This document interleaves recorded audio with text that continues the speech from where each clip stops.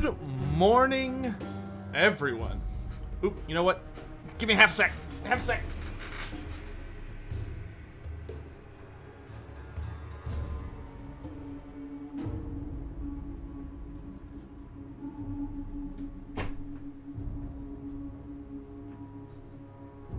Okay. How are we all doing today?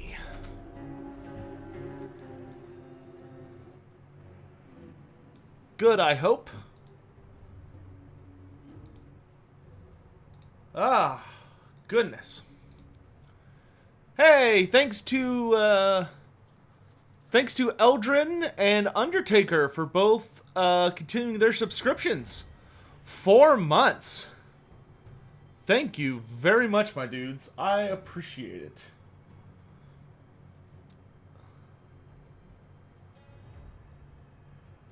Sons of Athena, why am I a monster? I'm quite curious. I mean, I could see some potential explanations, but I'm curious what the one you're rolling with is. Should refill my water bottle. Oh my goodness. You never slept? I'm also in that camp, living legend. I overslept yesterday. And then I had a D&D session, so that lasted for a while.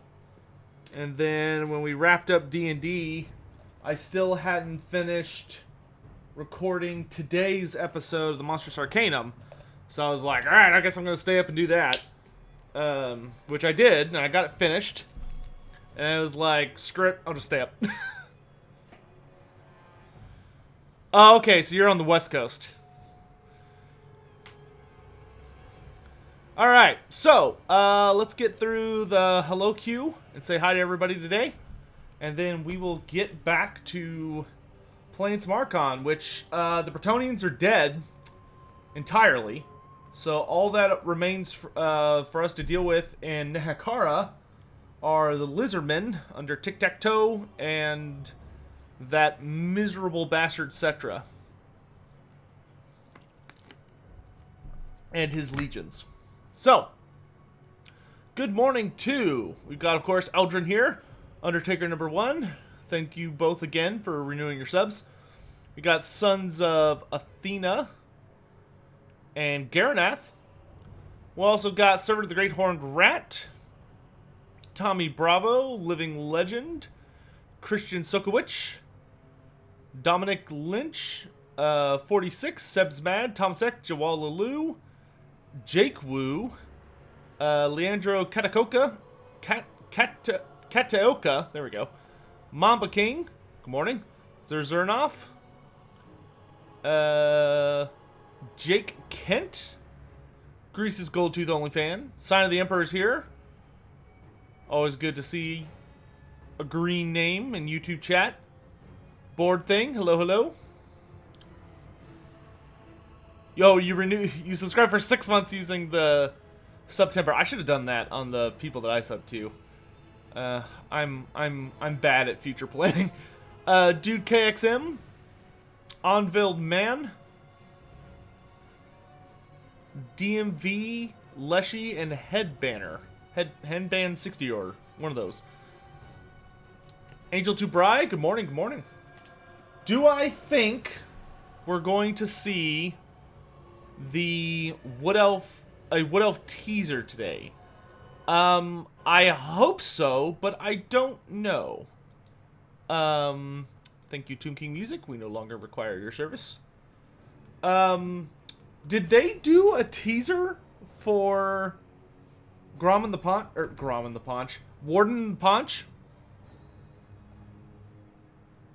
The Russianator, good morning. I am doing great, thank you. Am I going to be doing any of the Monstrous Arcanum series based in Lustria? I think there is one monster for Halloween that is from Lustria. There's one. The Warden teaser was in the Malice teaser? Yeah, I guess, but didn't they, like, on that Wednesday, didn't they just tell everybody, like, hey, go watch the Malice trailer really carefully or something? Like, I don't know if they're gonna say anything today or not.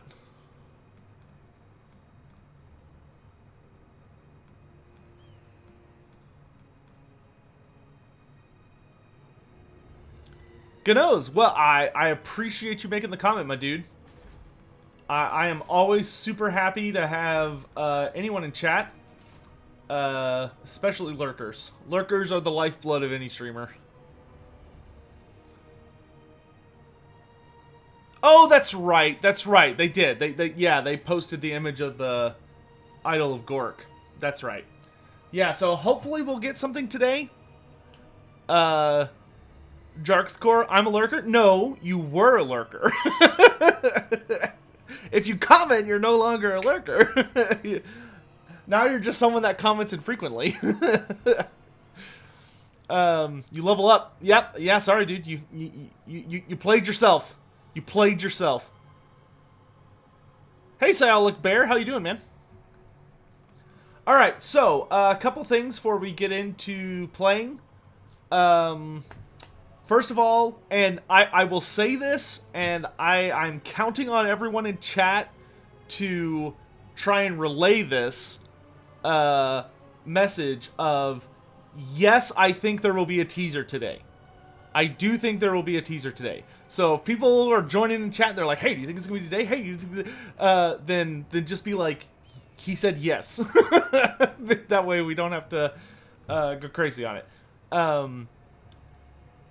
Second of all, there is a Monstrous Arcanum episode today. I don't know if any of you have seen it, but the premiere is scheduled for 11 a.m., I think. So this stream will probably go for somewhere between 2 to 3 hours. Maybe a little past that, but I don't think so. But like 2 to 3 hours, and then I'll probably go to bed after that. But y'all will have a new Monstrous Arcanum episode to look forward to later this morning. Jarthcore, thanks so much. I appreciate the nice words, my dude. Agent Tubriah, thank you very much. I'm really glad a lot of people have been enjoying them. You know, I've actually been. Let's go ahead and get started here. Okay, so we've got Tomb Kings to splat. And what do I need for my staff? I need the Elixir of Might. That sounds like an enchanted item. It is. I need wine. Where can I get wine? Doesn't Soonberg have wine? We'll have to keep an eye out for that. Let's go ahead and beeline towards this nerd. We don't want to piss off the lizardmen just yet. I think we want to try and secure our territory along this coastline. And once we're like, okay, we can handle being sieged and stuff, then we can worry about pissing off Tic-Tac-Toe. Oh, yes, thank you. Screen blocker. Alright. Let us get into it. One day I'll remember that I have a screen blocker up. Let's tell Reddit Sotex says there will be a thing later today. Oh boy. I'm sure that won't come back to be a pain in my ass. Nah, I'm sure it'll be totally fine. I like how I try and use the Twitch app on my phone to like follow my stream for any like important notes, and then it proceeds to just like immediately crash and burn. Ooh, what do you have? Oh, he's got the Talisman of Preservation. If you would give me that, I would be a very happy dead boy. Okay, we can almost afford walls in the Sorcerer's Isles. How have I been doing skills? Okay, we do have Lightning Strikes, so that's good. Does he have walls? He does not have anything. Okay, so let's go for his little friend behind him.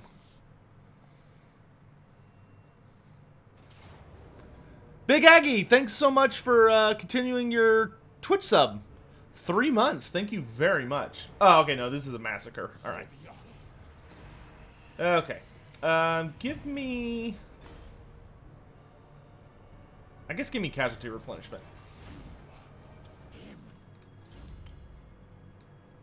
We'll take hard to hit. And we will give Oh, okay, that's rank 14. Ooh, yeah, I'll take increased mobility. And then we're going to occupy this. And that gives us enough money for walls. Yo. Now we're cooking.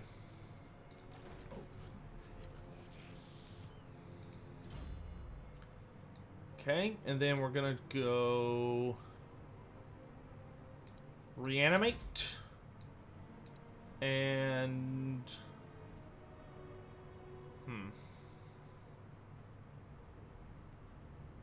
Let's do Ancient Stone. Yeah.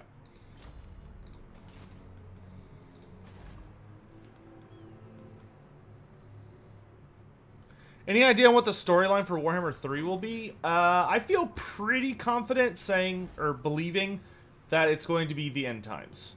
That is what I very, very, very honestly believe. Okay, so let's put King Rakash, like, halfway here. That way he can squash any rebellions.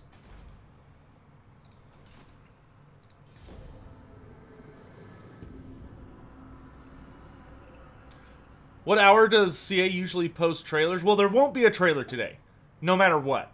Trailers are always on, I think, Thursdays, never on Wednesdays. Twitch app has been a little funky. Yeah.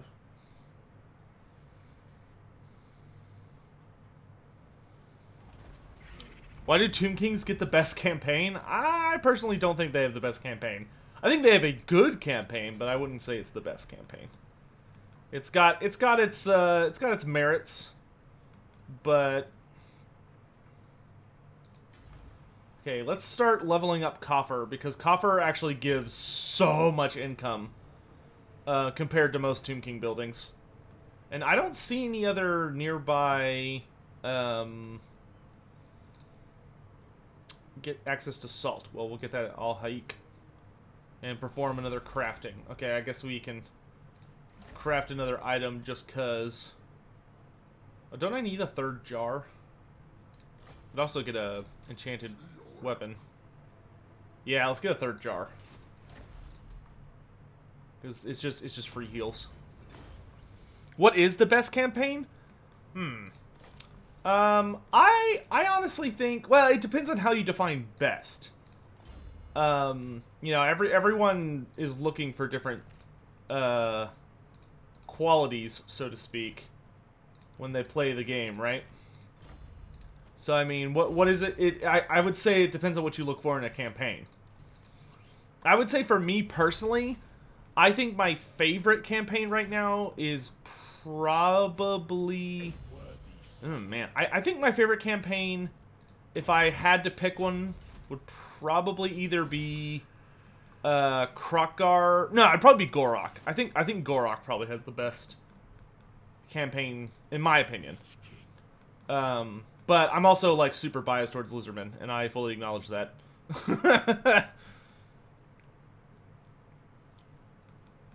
In the lore, does Arkhan have Tomb King generals? Arkhan has a very complicated relationship with undeath in the lore, and it's mainly because Arkhan is in and of himself his own unique form of undead. Most undead are either vampire count type or Tomb King type, but Arkhan's a lich, which puts him in this like really weird half zone. That being said, honestly, I think he has more in common with the vampires than he does with the Tomb Kings. But at the same time, like, he obviously makes his home in Nehekhara, and he is a Nehekharan at heart and uses Nehekharan tactics and like Nehekharan type units, and like that's his focus. But Gorok is the most basic. But yeah, but you start with Lord Croc. Like, it's the Lizardman Power Fantasy campaign, which I can greatly appreciate. I love when they don't have good garrisons. It makes my life easy. Sack it! Ooh, nice. That being said, Arkhan the Black absolutely had allies among the Tomb Kings. I mean, there are Tomb Kings that were very interested in, they were very, very interested in being on, like, Nagash's good side. Or they were so greedy for power, or they just, like, really, really hated Cetra for whatever reason. But there's a lot of complicated relationships among the undead. Who's my favorite Age of Sigmar faction? The Night Haunts. The Night Haunts are my boys. Let's harvest organs.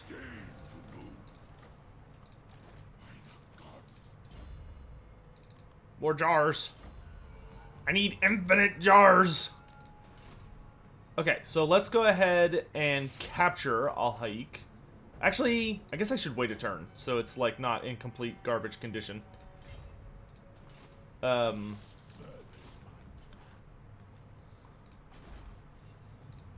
have a bunch of rights available.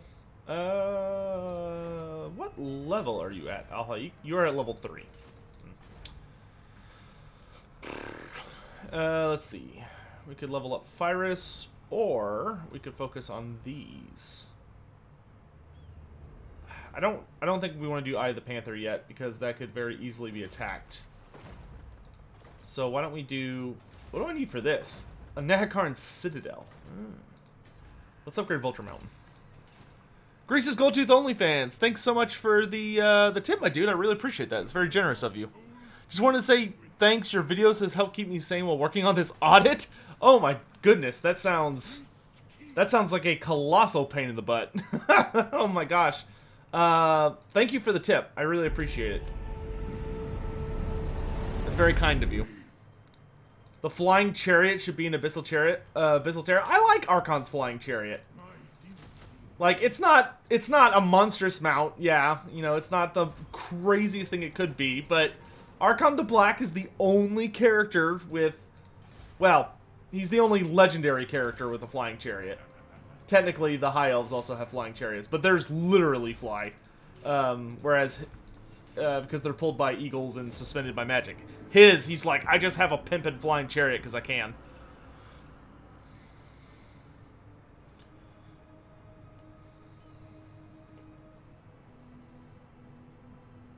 But you know, funny enough, I'm actually pretty sure the reason Games Workshop gave him a flying chariot is because they wanted Arkhan to have the ability to, like, avoid getting caught up in fights and being able to, like, disengage and move around the map freely.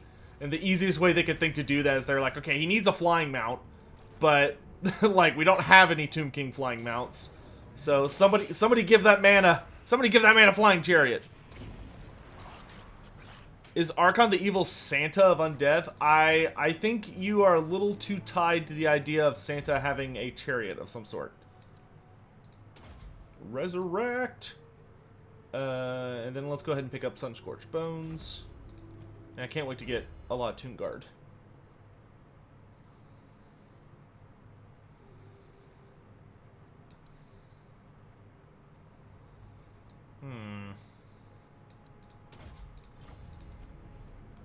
Have I seen the Sea Cutter mod that Chaos Robbie released? Chaos Robbie, I must say, that man or woman, I assume it's that person, just better not to assume, that person does an absolutely banger job of mods. Like, their mod work is just flat out legendary. It's just crazy to me. The Jaluk Oasis. We're probably gonna get another rebellion in Vulture Mountain soon. I'm gonna wander over this way. He does not have a garrison structure here, so that's good at least. I guess we could set him to raiding. That'd probably be the smart thing to do. And we're pretty much out of money. Okay, but we're gonna have spice next turn, so that's awesome. Let's break that down so we can get salt. Daddy wants salt. How many more? Okay, I need 2 more settlements before I complete this chapter. Cool. It's a dude? Awesome.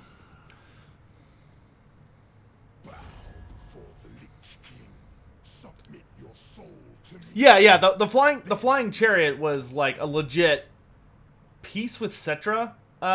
Sure, I'll take that for right now, and then we'll backstab him later, just like Arkhan did in the lore.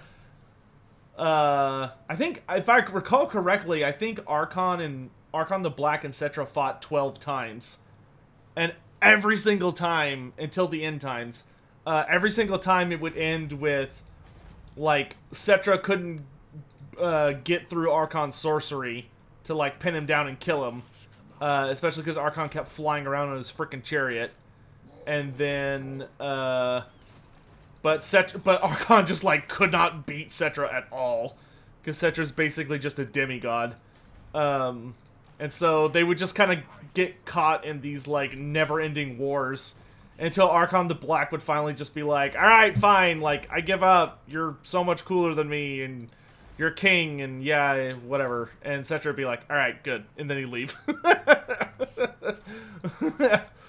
But it just kept happening like over and over and over again. Like, you figure Cetra eventually would have just... Like, I think the strangest part of Arkhan's lore to me, legit, was that although I understand Cetra alone not being able to, like, pin him down and kill him, to me it seems very odd that Cetra didn't, like, bully the other Tomb Kings into, like, a coalition and be like, okay, we're gonna go kick the shit out of Arkhan.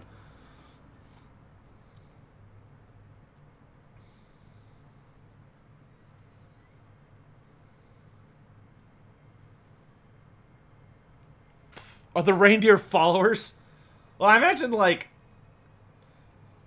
I'm not gonna get into Santa in total Warhammer. I don't want to have to. I don't want to do the mental gymnastics to figure out how that would work. I'm not doing it.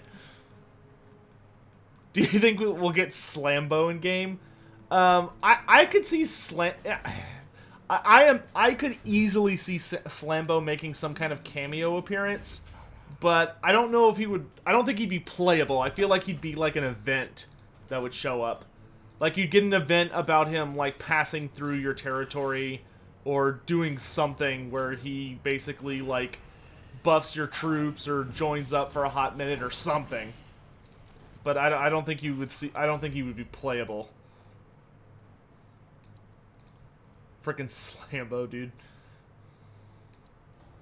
That is the textbook definition of a callback character, tell you what. Okay, I guess we'll start working on our melee skills.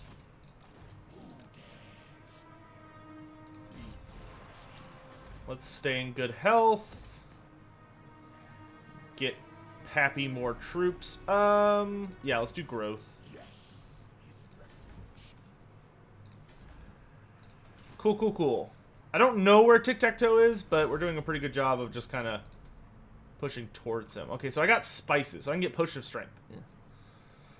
No thanks. Thanks, but no thanks. Maybe later.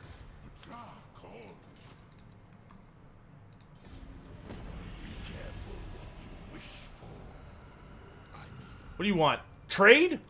I accept, Teclis. I accept your offer, even though you're probably just doing it to spy on me. Then off topic, why do dwarves lack mechanized units outside of gyrocopters in the lore? One would think that they need a full force multiplier or something to preserve lives like tank.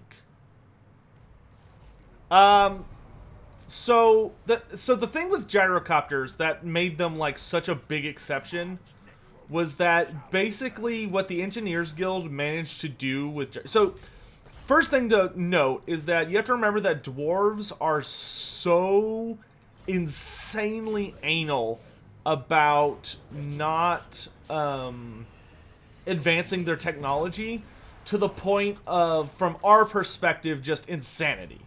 Because the dwarves have this really unfortunate mindset. Oh, okay, I'm got the wrong frickin'...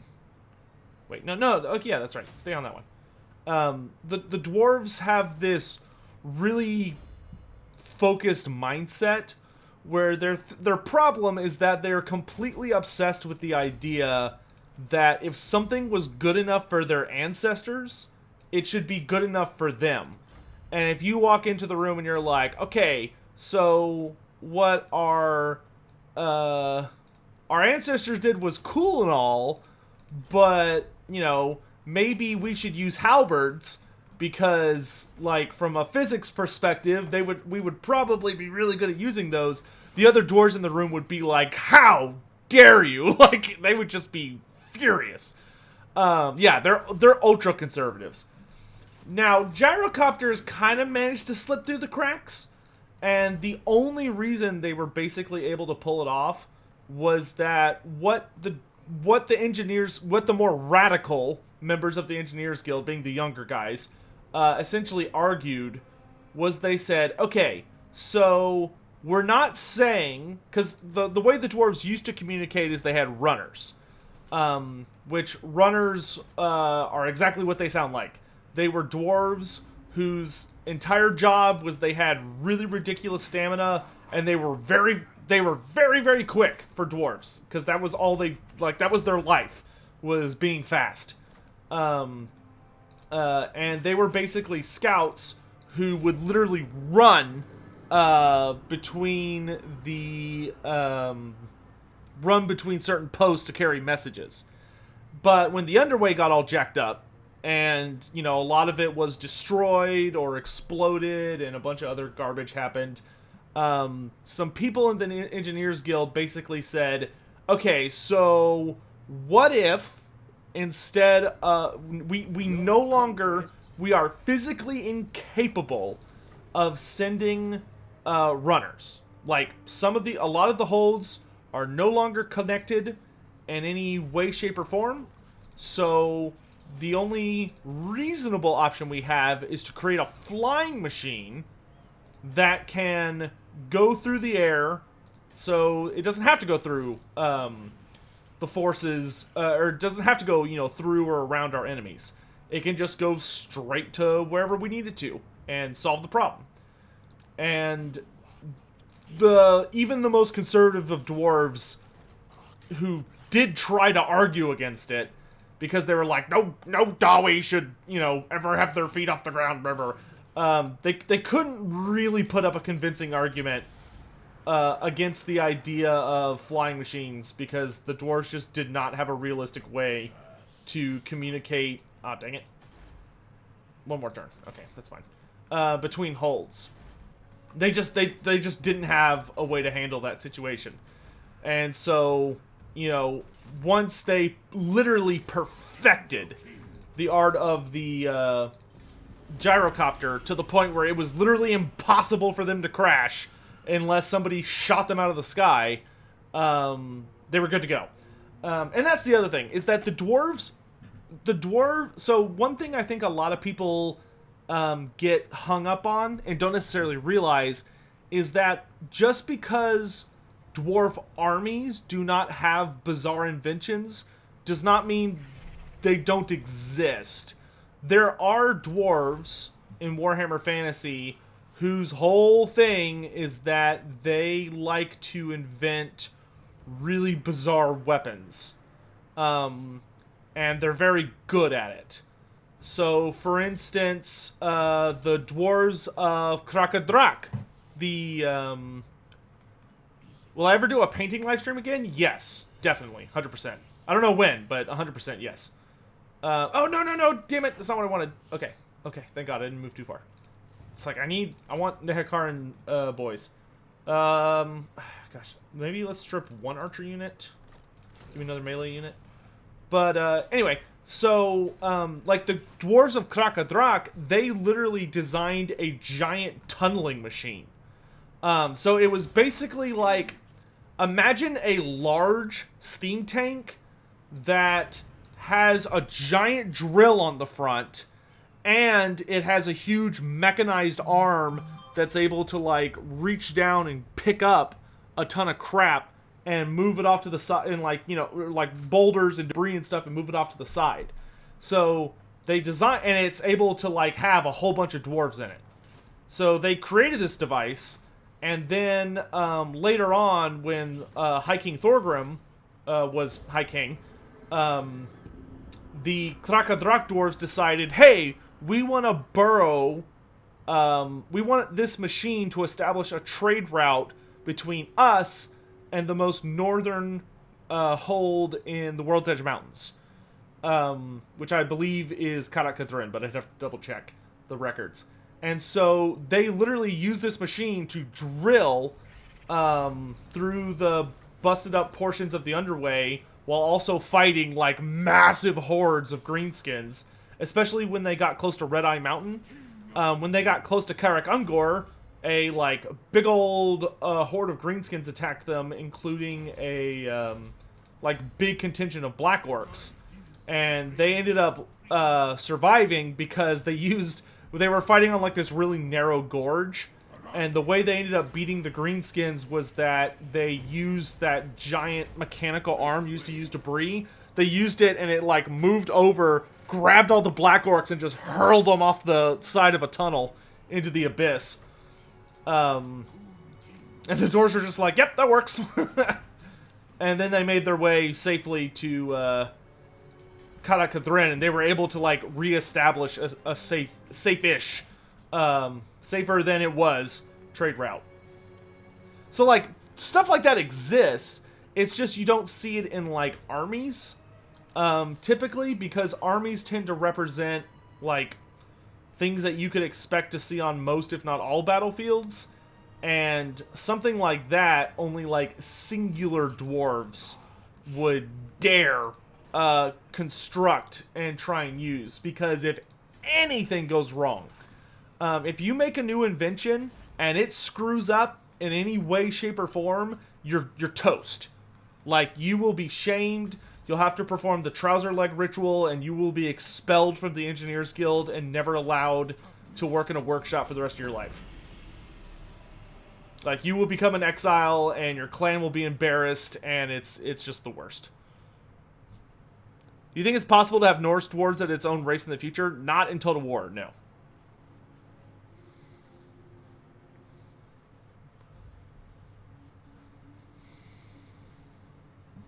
Yeah, yeah, exactly, Undertaker. Like during the War of the Beard, when the dwarves were fighting against the High Elves, they were having a very big problem with dragons. Dragons were proving to be a very difficult opponent that they were struggling to find an answer for. And one of the, a very, very promising engineer out of Badakvar invented what would later become gyrocopters. But his initial version was larger. It was more like a thunder barge. And it was doing really, really well until some shenanigans happened because he basically used warpstone to power it. And some shenanigans went down that essentially resulted in it, like, yes, it killed a couple dragons, but it also killed, like, a buttload of dwarves. And the engine, he got, like, his name was ruined forever. And the dwarves refused to ever, like, the moment that happened, like, the dwarves were like, we're not touching flying machines. I think they didn't touch flying machines for, like, another 1,000 or 1,500 years after that. And they were like, we're not doing flying stuff for like a really long time. And we're also not doing, and his workshop later would explode due to a bad actor. By which I mean that it was sabotaged.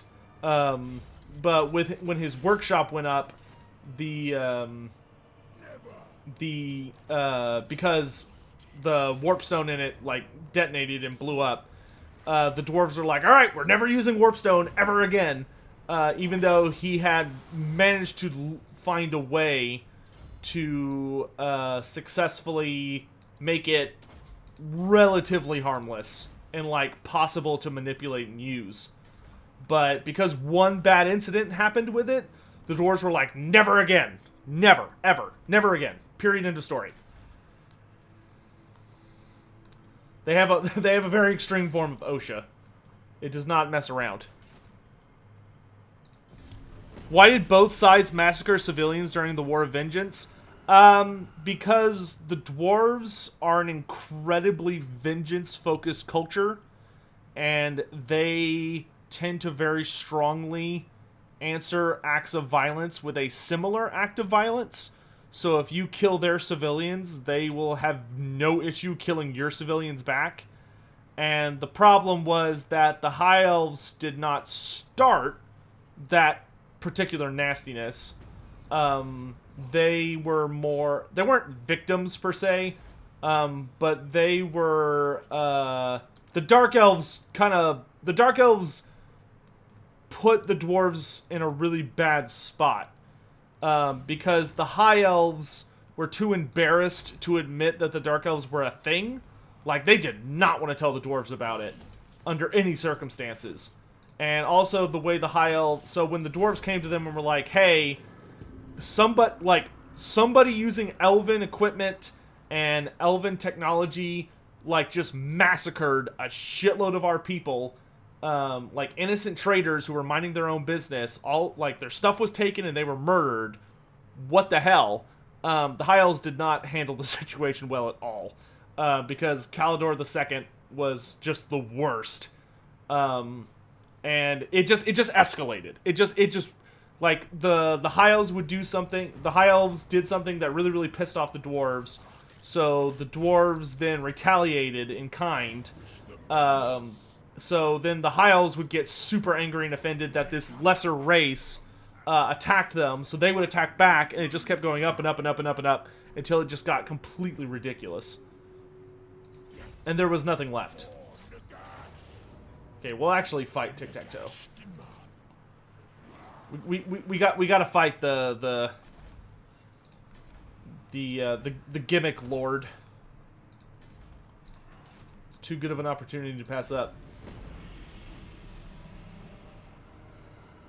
Yeah, the Chaos Dwarves, or dwarves do not like to talk about Chaos Dwarves either. It's very true. Do I think adding characters like Genevieve to Warhammer lore would be beneficial? Well, Genevieve is technically canon. Unless you're asking, do I think she should be added to Total War, in which case, I think Genevieve is best as like a cameo appearance.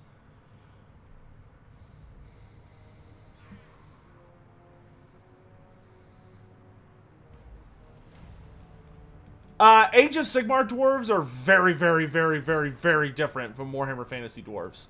I mean, there are essentially Warhammer Fantasy dwarves. They're called the Dispossessed. They're basically the same.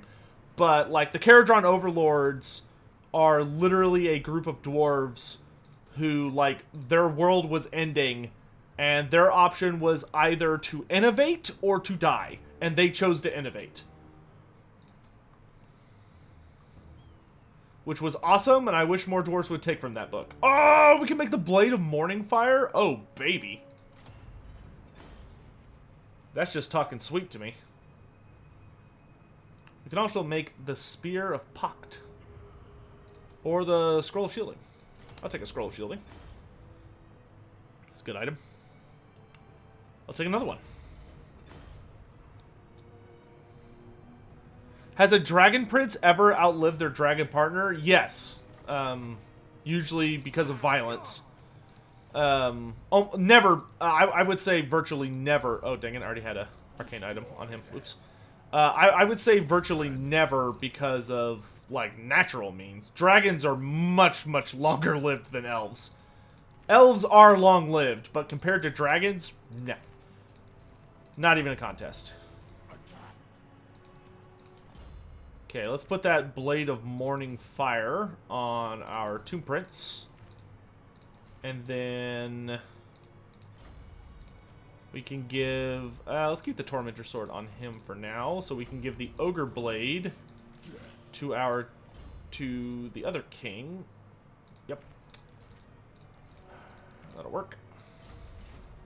Do I have any other characters I can make? Ooh, I can get a second Lich Priest. Do I want a second Lich Priest?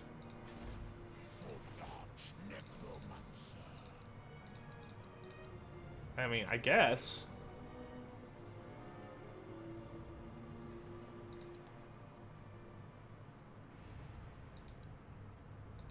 Yeah, sure.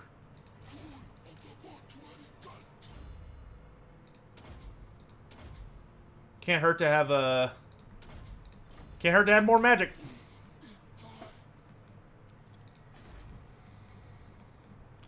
What would I say is the craziest or strangest grudge in the Book of Grudges? The grudge that I would say definitely causes the biggest raised eyebrow from me, and like, what are the dwarves like thinking here? Is that they made a grudge against a mountain, because the dwarves basically the dwarves were passing through a mountain pass, and there was a rock slide, and it killed a ton of dwarves, and the dwarves were super pissed about it. So in the Great Book of Grudges, they recorded a grudge against that mountain in particular, and in order to like satisfy the grudge, what was decreed was that the dwarves would literally like mine it hollow, and they did.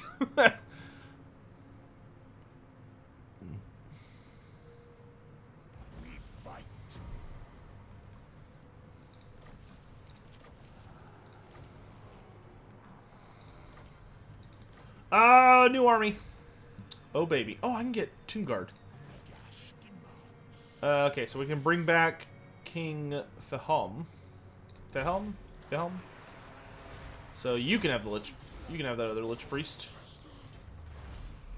And then we can start working on...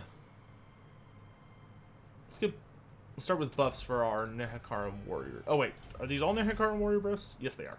Let's start with armor and melee. Okay, Necrotect. Let's do more Cimmerian War Sphinxes. Those are usually one that I spam because they're just awesome. Okay, let's get one more tower and then we'll attack Tic-Tac-Toe and hopefully beat the tar out of him.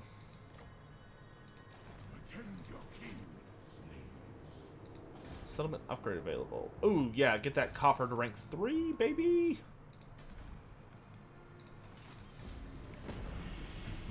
Do greenskins have gender? No. Greenskins are mushroom, they are fungoid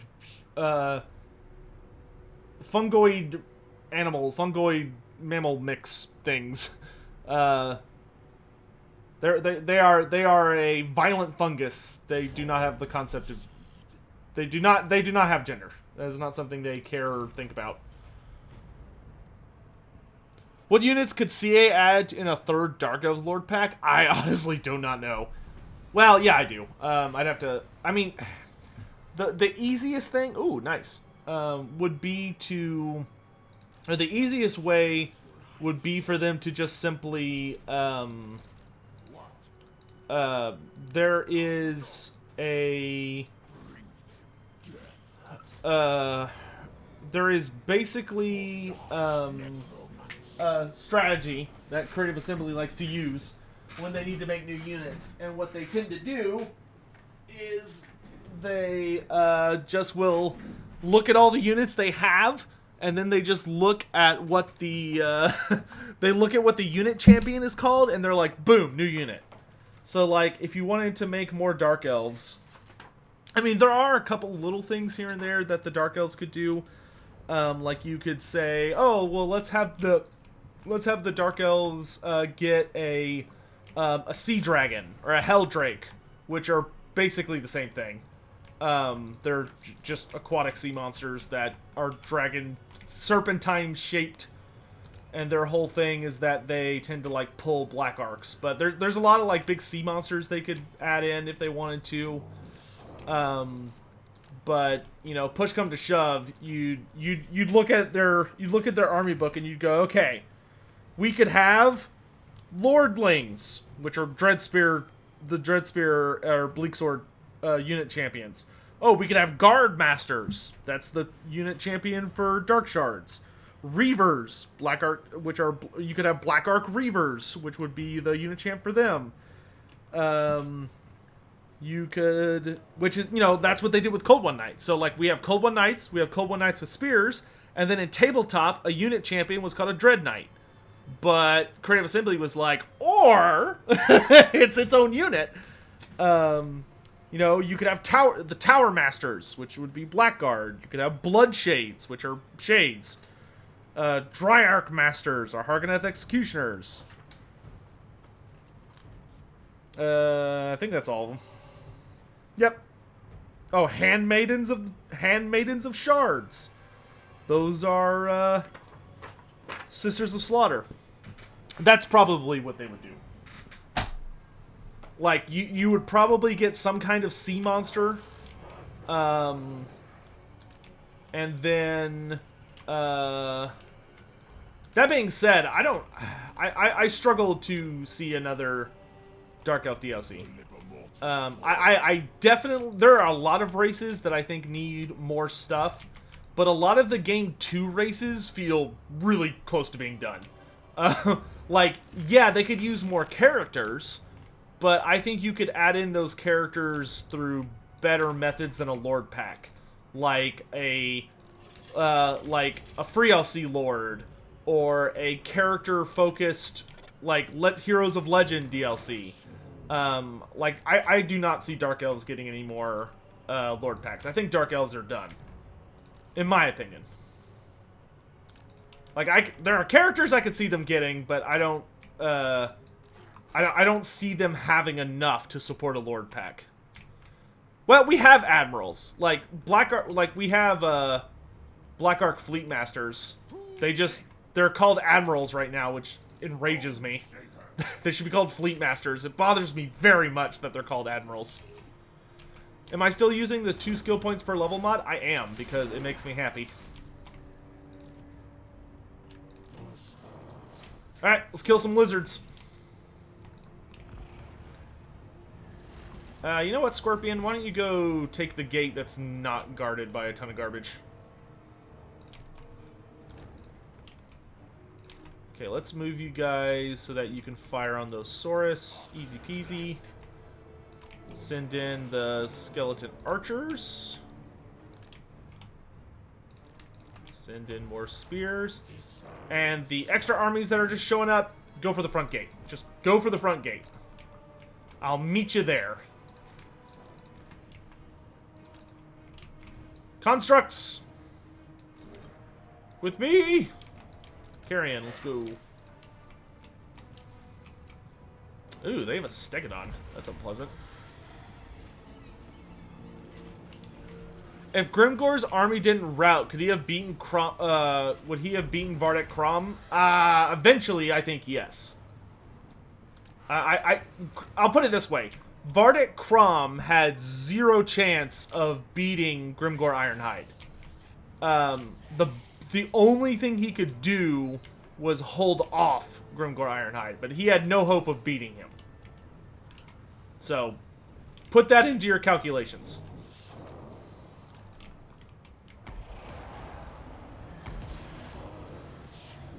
Okay, I'm more than happy for my dudes here to take the fight to the... Oh gosh, oh gosh, oh gosh. Hurry up before you start losing models. And drop. Okay, only half the unit moved, so that's cool. Whatever.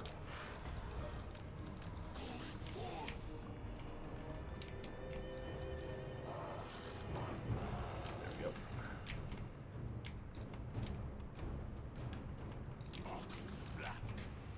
Okay, I'm gonna go ahead and start spirit leeching this Carnosaur. Dude, it's a blessed Carnosaur. Don't like that. I want infantry over here. Bonus spears. Come to me.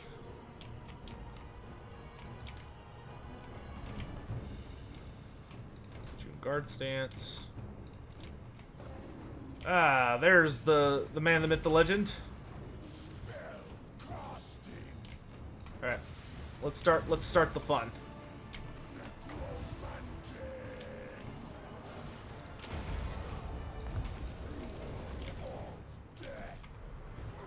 Let's go.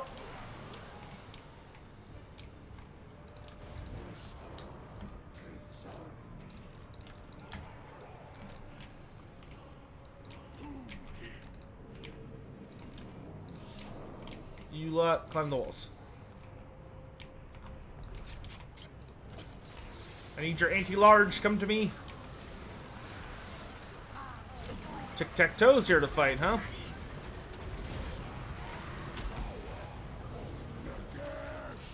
Give me a Spirit Leech on old Tic-tac-toe. Let's do a big old Soul Blight.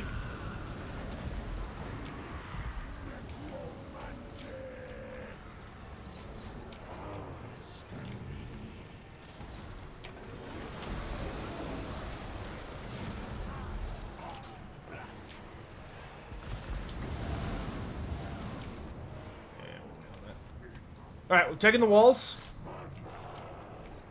Wait, why am I having y'all climb? I mean, we have towers.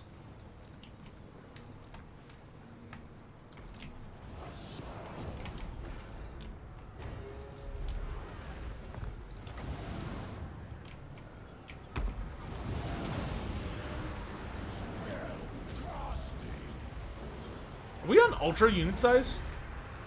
I think we are. It's not a big deal. I'll just deal with it, but it's definitely not my usual. That was a terrible purple sun. I'm very disappointed.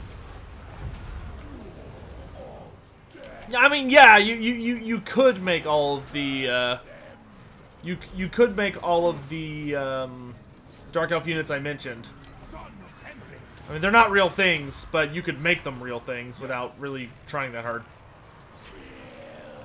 There's a lot of Stegodons in here. Bit of Doom and Darkness on... I don't really see a great target yet.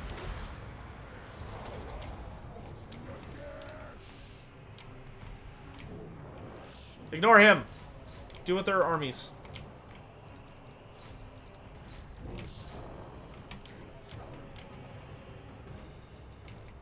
You two... Okay, you're out of ammo. You, I want shooting these guys. You lot, come here. Let's see if I can get these dudes over here. Where's my Necrotect? There he is. Give me a restore on Chucky.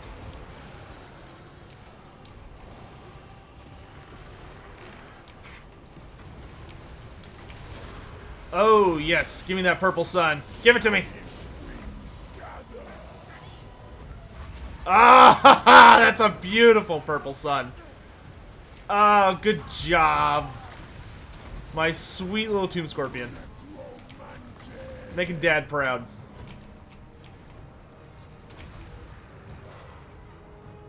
Okay, we can use the carrion to chase off fleeing units.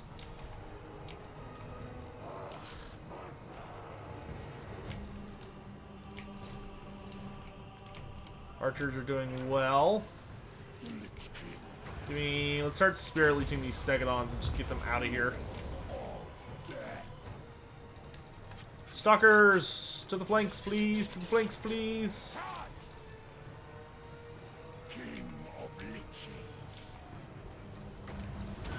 Trying to just cast as many spells as I can, because I do have the necromancy stuff.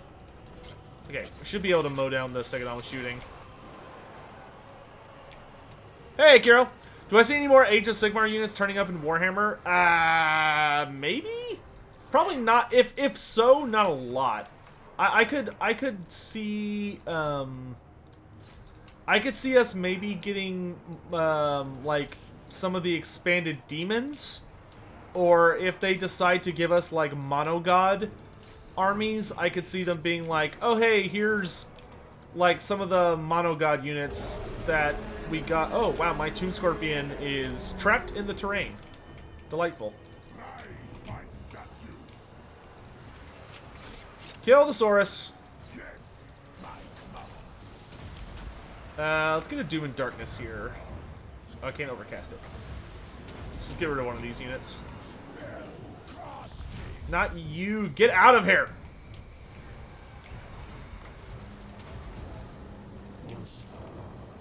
Stupid birds.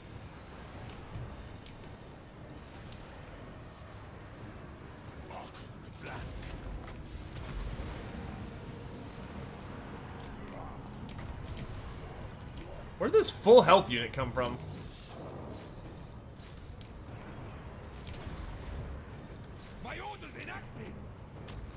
Yeah, this Tomb Scorpion is just like he just burrowed into the terrain and got stuck.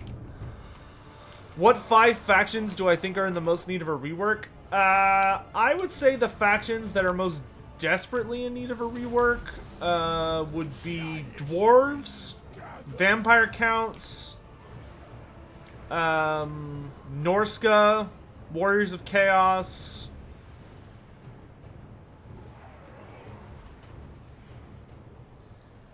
and Beastmen.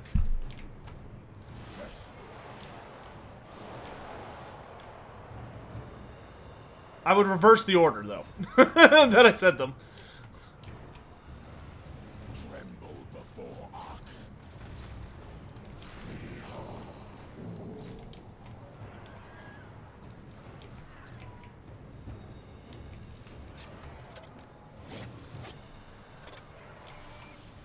Take the black.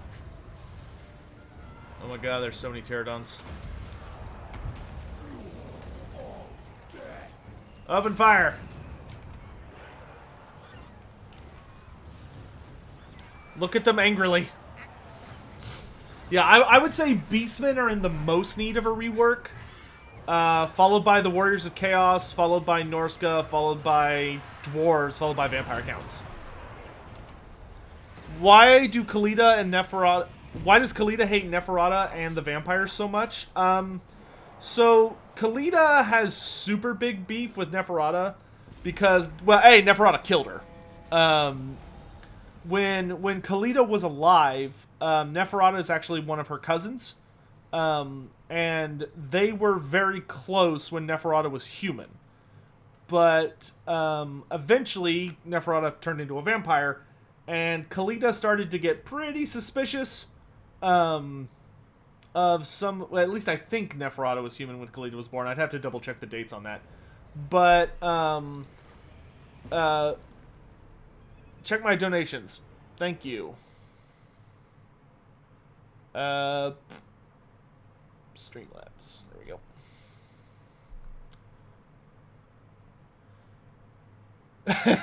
Kiro. Too late. Too late. Okay, so we'll sack it first. Oh my gosh, that's such a good trait. Campaign movement and campaign line of sight plus 10%. I need to bully tic-tac-toe more often. Holy crap. And then we'll take it. Thank you for the tip, Kiro. I'm sorry. Look, I'm not going to bully him anymore. See? Like, I did it just for you. I'm not going to bully him ever again. It's because he's dead, but, you know, it still counts, right? But in any event, yeah, Khalida's main issue was that Neferata killed her. When Khalida heard like a lot of sketch rumors coming out of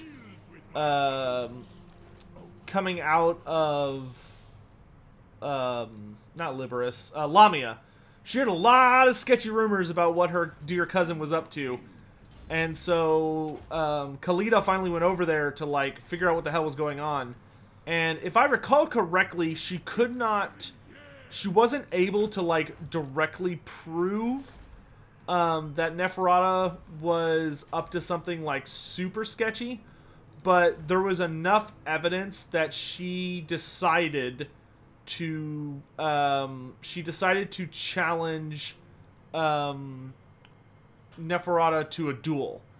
And basically Khalida was such a good fighter and was like so skilled and so dangerous that she managed to force Neferata to actually like use her vampiric powers instead of just like fighting normally. And when Neferata finally like dropped the act and like went ham, Khalida just got, like, absolutely torn to shreds. Like, she got whooped. But she was able to basically find out the truth, even though she was dying. And because she was dying, Neferata was like, hey, don't worry. Like, you may be dying, but I'm a vampire, and I'm going to give you the blood kiss, so I'm going to turn you into a vampire. And Khalida was like, that sounds like the most horrible, disgusting, nasty garbage in the universe. I want nothing to do with it. And she prayed to the goddess of vengeance, Asaf, and said, please, for all that is, because Asaf was the primary deity of her city, and she basically begged, literally begged Asaf, like anything but this. Just spare me from this. And so Asaf filled Kalida's veins with poison. Snake venom, so she died instantly. I wish I could get a blood kiss or any kiss. Oh, rip. If it makes you feel better, a blood kiss is not really what it sounds like. I mean, it's a cute title, but it is not a pleasant experience to go through. All right, let's focus on taking the Black Tower.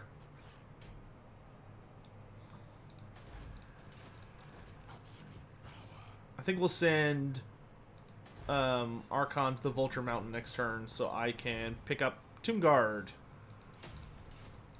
Unliving curse. Submit to your king. How strong are Kurt Helborg and Ludwig Schwarzhelm? Ludwig Schwarzhelm and Kurt Helborg are easily two of the best duelists in the Empire. Like, they are pinnacle fighters, both of them. Kurt Helborg is a tiny bit better than Ludwig, barely. He's also younger than Ludwig, but they're both older dudes. I want to say Ludwig's like in his early 60s, late 50s, and Kurt Helborg's barely behind that. But they're they are like cream of the crop human fighters, considering they don't have like any supernatural powers. They have some very nice magic items though. Yeah, Gagger, you goof. Strive to greatness. My dynasty reigns supreme. Soul Reaver. My will. Yeah, you will watch over Vulture Mountain for me. Power in unlife. You are not him. Yeah, I know I'm not him. Chill, dude. Okay, so I can get 2 regular Tomb Guard and 1 Halberd. So we'll get rid of a Spearman unit.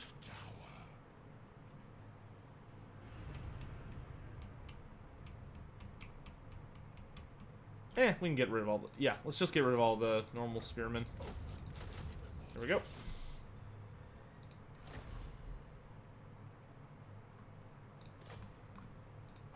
I need more stuff. Okay, that's all going well. I guess we could upgrade the Eye of the Panther to kind of close off that route. Or maybe we should focus Martech? Let's do that for now. Is it hot?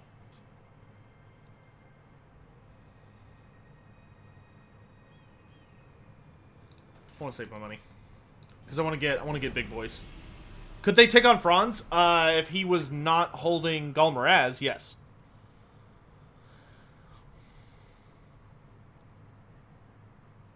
Do I know anything with the Greeks like Leonidas, the 300 and all of them? History is not really my forte.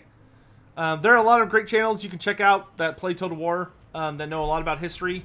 And if you join our Discord, we even have a history channel, and we've got a lot of... I mean, like most strategy communities, we have a community that's rather obsessed with historical information. We've got like archaeology majors and all sorts of goofs in there that you can talk to and get a lot of helpful information. Ooh, gosh. Okay, you need to rush for El Haik. But unfortunately, I do not think I will be of much service to you on that particular front. That is definitely not my that is not my focus. Are Grail Guardians the strongest human warriors in Warhammer Fantasy? No, I would say Chaos Lords. Chaos Lords are the strongest human warriors. Are they strong enough to kill Gobla? Kurt Helborg and Ludwig Schwarzhelm? Yes, but if they were bitten by Gobla, they would probably die.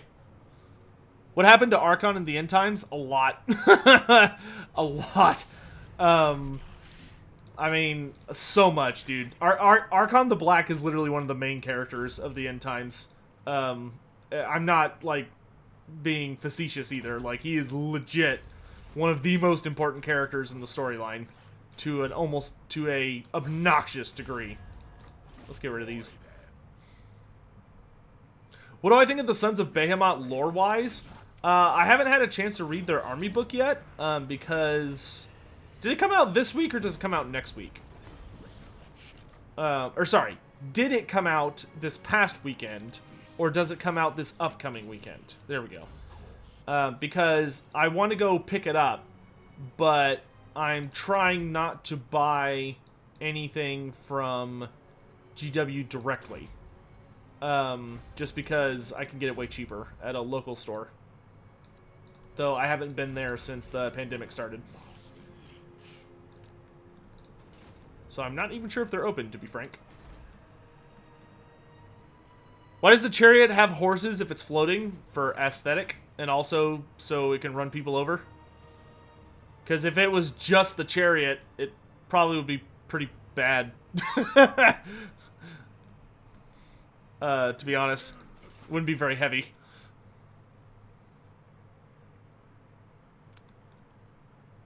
What kind of crazy vampire powers do Warhammer vampires have? Literally anything and everything you can think of. Warhammer Fantasy is a rather it's like, some people consider this a bad thing. I consider it a good thing. But Warhammer Fantasy is what I like to call the grand crossroads between, like, different fantasy IPs and historical IPs. Or IPs. Historical, like, moments or periods. So, like, if there is a power that a vampire has had in any setting, someone in Warhammer Fantasy can do it. The wiki, so I should put out a careful statement on the wiki. I will admit I've given the Warhammer wiki a lot of crap over the years. But recently they've been doing a lot better, because they actually, like, list the sources for most of the stuff. And they tend to just rip it straight out of the book and put it right in. However, the bad thing about the wiki, and the reason I don't generally recommend people to, like, read it to try and understand, like, pure 8th edition lore, is that they literally just copy-paste everything, which does not work super great from a, for Total War. Because the problem with Warhammer Fantasy is that it gets retconned every edition. Like, every single time anything happens, like, we get a new edition, a book comes out, stuff happens, they retcon like it's going out of style. And because of that, the wiki can often, like, talks against itself, because they very, very rarely will try and post the most updated information. They just post everything. So it's not a bad place to, like, look for interesting tidbits of information, but the big thing you have to do if you're going to use the wiki is that you need to look at the source for whatever it is they're saying. And if, like, and sometimes it'll be, like, a pretty good source. Like, it'll be like, oh, this is just from the 8th edition army book. Okay, cool. Though that sometimes isn't enough. But sometimes it's like, oh, this is from, like, sometimes it's really weird. But it's not a complete crapshoot. And it's not a bad place. Like, if I'm trying to remember, like, a little thing I need to look up, it is not unusual at all for me to go to the wiki and be like, where's this thing? And I won't actually read the article. I'll just scroll down to the sources and be like, ah, right, that's the book it's in. And then I go do that. Are there sparkling vampires in Warhammer Fantasy? No, there's not. They don't have sparkly vampires. I should note that Twilight came out after Warhammer Fantasy by very, very much. The wiki also misquotes sources. Well, like I said, it's not a bad place to start your journey or start looking for something. But do not take the wiki as gospel. take it as a place to take the first step. Can we expect a lot of rewrites when the old world comes? Yes, definitely. I hope that the important parts of the universe don't change too drastically, but there is 100% going to be retcons when Warhammer the Old World comes out. And that'll be really exciting for me. Well, terrifying, but also exciting, because I'll get to do substantial research into figuring out what's all changed and figuring out what works and what doesn't, all that stuff. Any tips for bulking up muscle sessions at the gym? Consume lots of protein. Make sure that you're working out your muscle groups in rotation. Don't hurt yourself. That would actually, that would probably be my biggest thing. If you're trying to work out and get strong and stuff, don't overdo it. Like, it's better to have it take a little longer, but be safe than do what a lot of my I have a friend who he's kind of one of those people that, like, when he, like, commits to a new idea, he goes ham.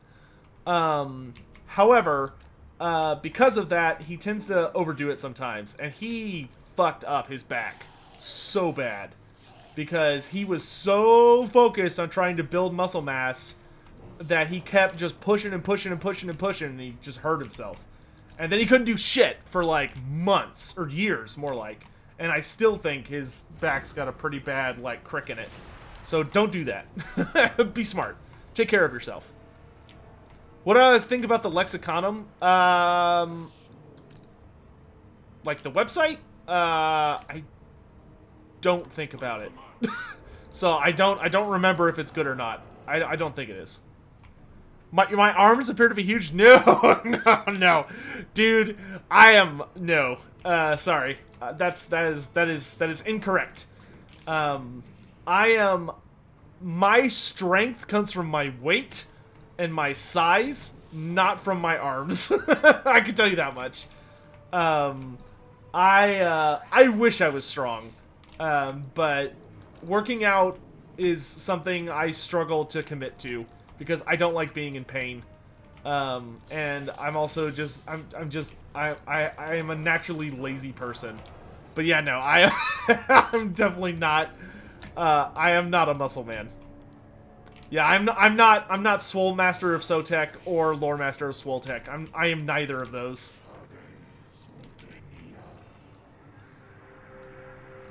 One day, maybe. Like, I'd like to get back to the gym. Well, I guess not, because of the pandemic. I'd like to buy workout equipment for my home.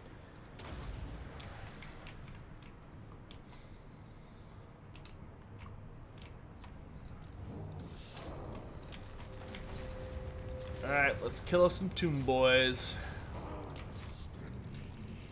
God, I want Lich High Priest so bad for Tomb Kings. I'm so bored of just having the same stupid lord in every army. Sucks. Alright, Lich Priest. Toss out the boofs.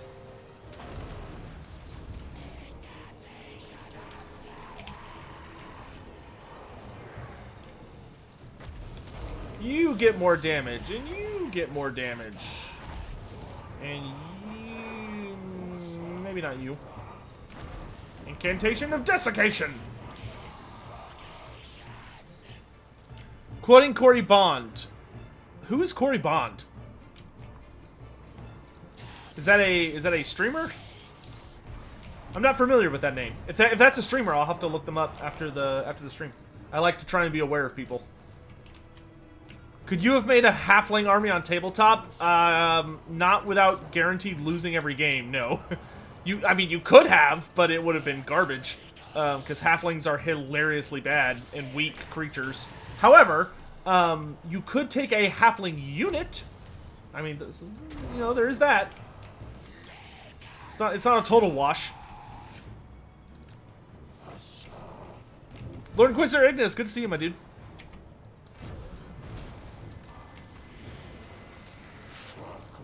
Like, I like Tomb Kings, but Tomb Kings could full use, like, another Lord pack. Like, with the Wood Elves and hopefully, the Beastmen getting Lord packs before the end of Game 2, I really want a Lord pack at some point for the Tomb Kings. The Tomb Kings could absolutely handle another Lord pack. Oh, did he just counter Scarab me? What a rude boy.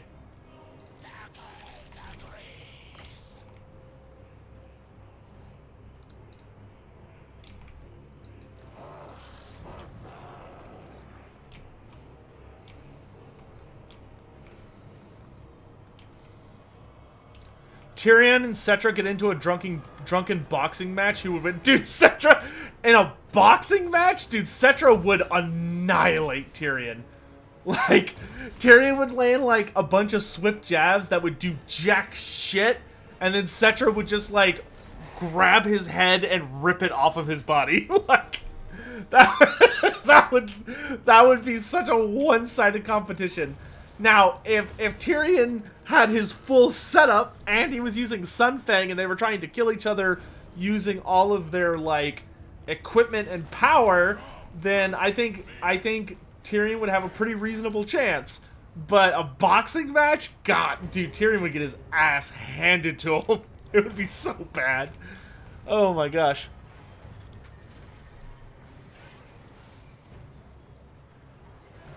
Are Skaven spells of Ruin or Plague their own winds of magic? Or, okay, so Reedy Rainbow, the way the winds of magic functionally work is that whenever a race has its own lore of magic, the general rule of thumb is that most of the time, that lore of magic is functionally, they're using one of the primary lores of magic, with a few minor exceptions. So, like, okay, so here's the way magic works. Like, just a quick thing through it. There are 10, like, normal type, 11 technically, but we're only gonna focus on 10. There are 10, like, normal winds of magic. There's high magic, which is when you have, mastery over all 8 of the battle lores. And if you basically can achieve essentially like a perfect balance of them. And that is what high magic is. So high magic is like the most sophisticated form of magic. Beyond one other one that I'm not going to get into right now. And then there's dark magic on the other complete opposite side of the spectrum. And dark magic is when you don't give a shit about, like, anything. As far as how your winds of magic are mixed. You just slap everything together and just unleash pure mayhem. And it's super duper powerful. However, it comes with the colossal downside of that the likelihood, or that it's very damaging to use. And the likelihood of it backfiring on you in some way is hilariously high. Then you have the battle lores, which the battle lores are the natural state of the winds of magic.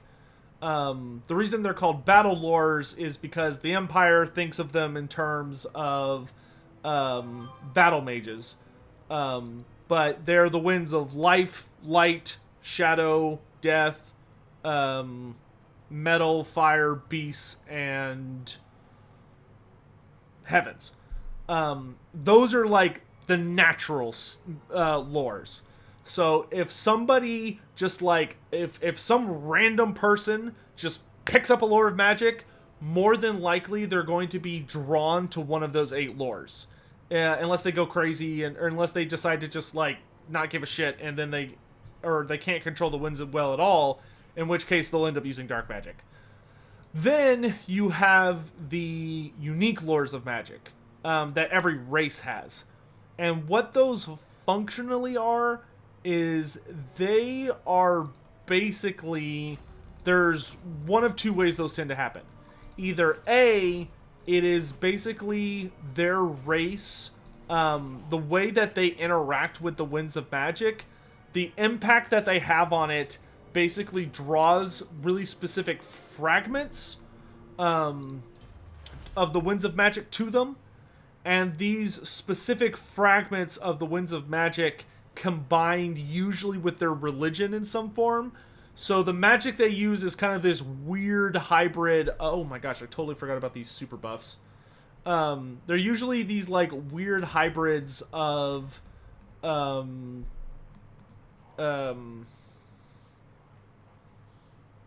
magic and prayer. So like greenskins, for instance, are a race that they just channel the power of Gork and Mork.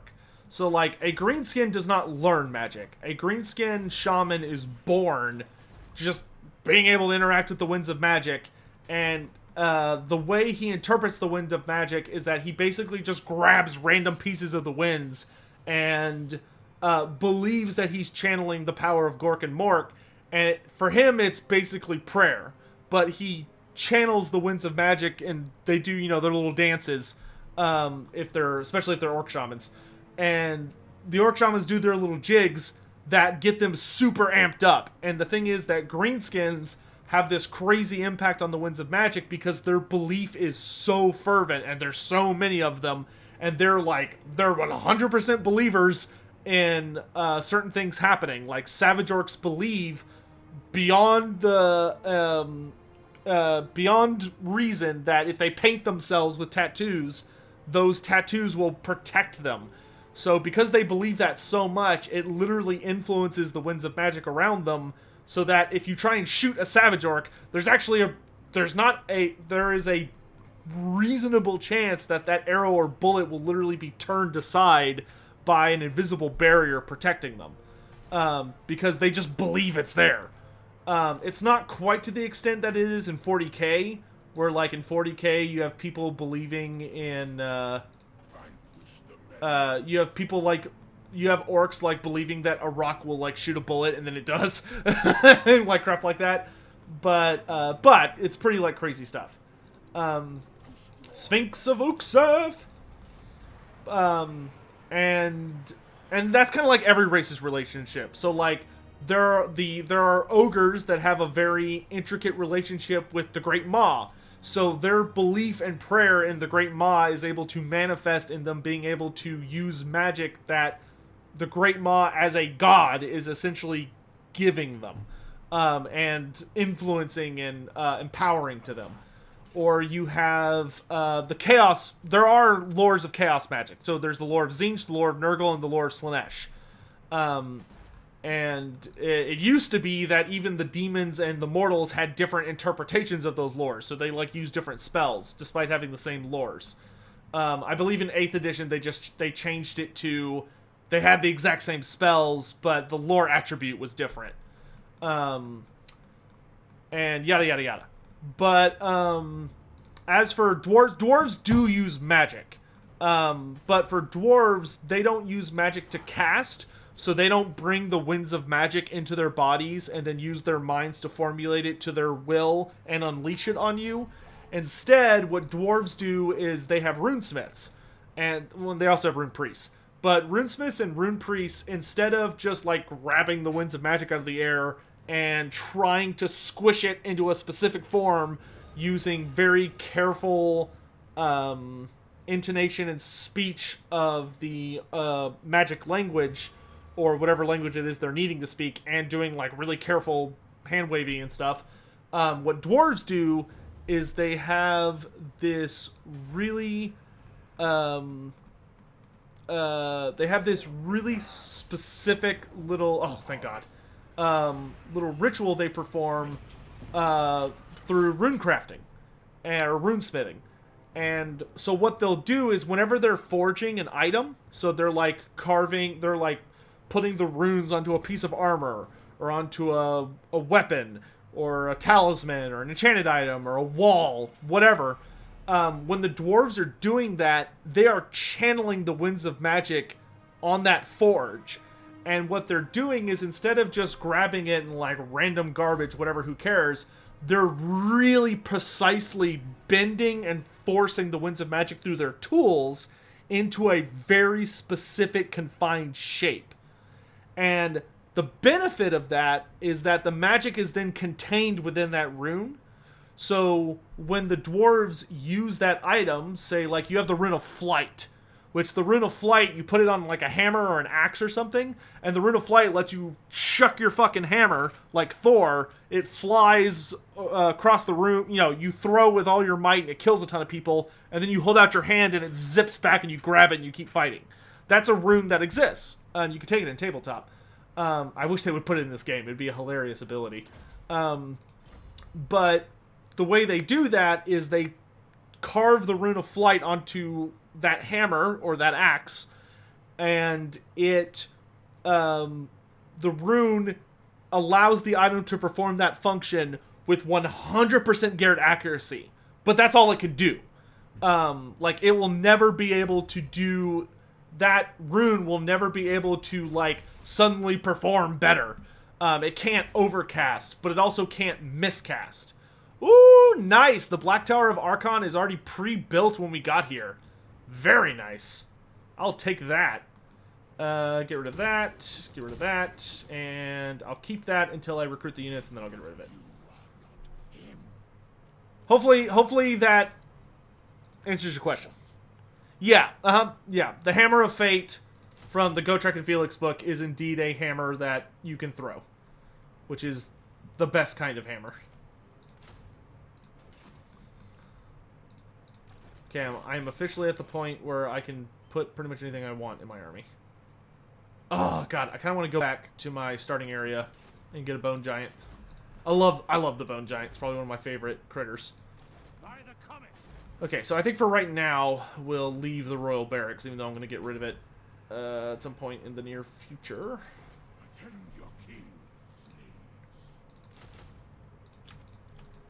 All the Nehekharan warriors, please. Okay, maybe not that many. Let's give you... Let's give you Nshapti. Or, you know what? Well, that's not our cool king. Oh no, that is our cool king. That's King Rakash. Rakash. Okay, let's give you a scorpion. Because I have like a bunch of scorpions now. So many scorpions. I have not unlocked anything else really new here, unfortunately. Soon. Okay, we good? We're good? Good, good, good. Could you have bolts with the Rune of Flight on them? No. So for the way that dwarven weapons work, rune crafting requires the material you're rune crafting on to follow really specific rules, like super specific rules. And one of the really important ones is that they generally have to be a certain size.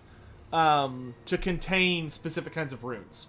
So, like, putting the Rune of Flight on a bunch of crossbow bolts is not functional. A crossbow bolt is not large enough that you'd really be able to functionally get away with that.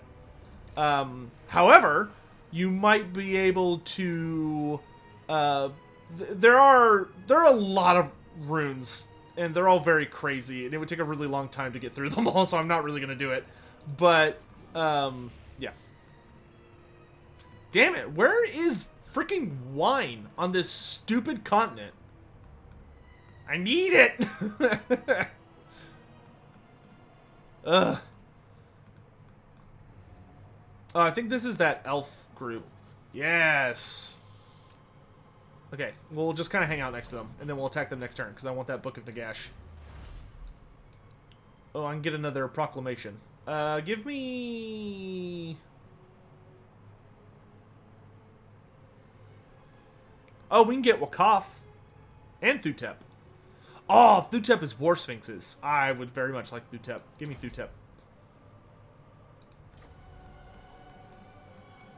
Do I think we're going to hear about the next DLC or get a trailer? I am very much thinking that we will get a announcement or some kind of teaser today and the trailer tomorrow. Someone was asking about Rakarth and what his lore was. Rakarth. Or Rakash. Rakash of the Second Dynasty. Conqueror of the Mountains. If I recall correctly, I believe the Tomb King's special dudes are not lore famous. They are more of... I think some of them are lore famous. See, it's Wakaf, Rakash, Thutep, Lamazash. Lamazash was important.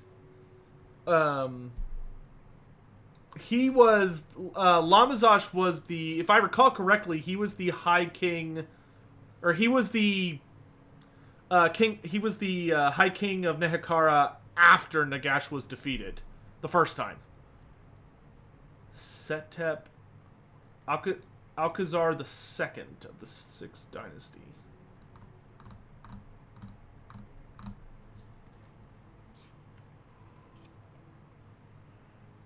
I bear bad news. Grace the Oracle has spoken and shot down the DLC this week hype. Ooh, yikes. Ooh, yikes. I was really thinking they were going to announce it this week. Ah, that's a bummer. Sorry, my dudes. I felt pretty good about this week, but it's not to be. It sounds like it's not to be. That's a bummer.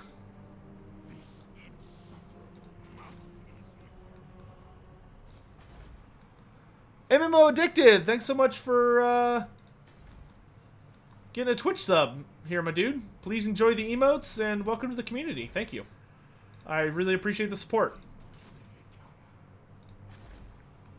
I need to figure out why my sound effects are broken for... Like, it just occurred to me that, like, people have been subbing today, and there's been literally zill from alerts. So, something's up there. 7? Did we get a new item? No? Wait, new enchanted item? Potion, potion, potion, potion. God. Oh, wait, yeah, I don't have enough jars. Never mind.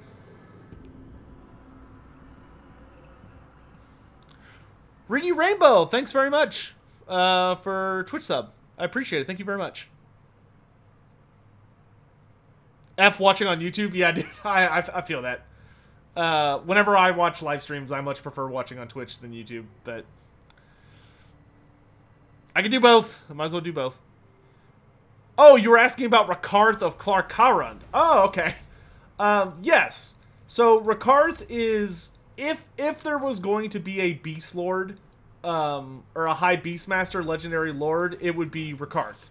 Or a Legendary Lord of, Clarkarund. He is the big old super badass, oh my good god. That army is... just that army is just, oh god, oh my sweet Jesus. Wow,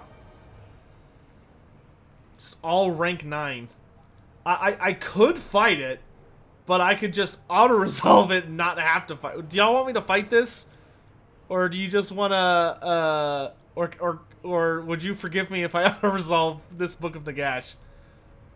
That army looks like just absolute nightmare fuel.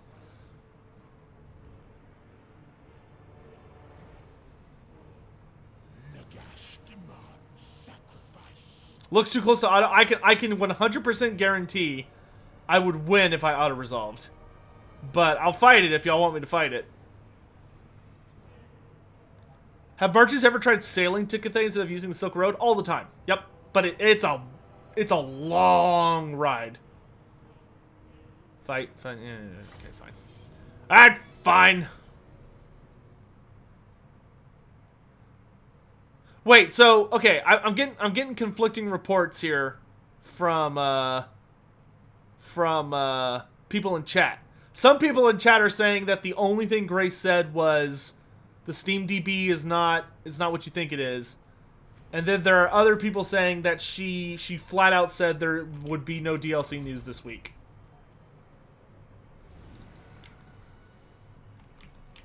I mean, the good news is I have a Casket of Souls, so, like, it's not as nightmarish as it would be normally.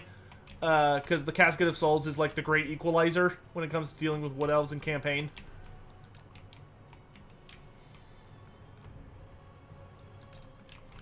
It's like, oh, God, I see all those rank 9 units.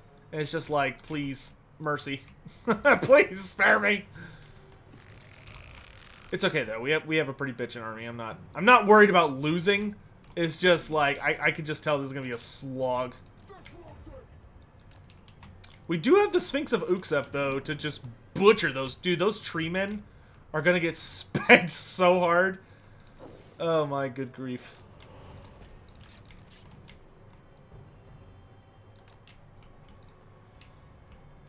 She only said that the Steam DB wasn't what okay, so there might still be hope. There might still be. Are y'all gonna let the hype train die? Tell me, Chad. Do you still have hope? Do you still have hope for this week, or have you have you given in to Grandfather Nurgle? Are you on team Zinch or Team Nurgle? Do you still have hope, or have you given in to despair?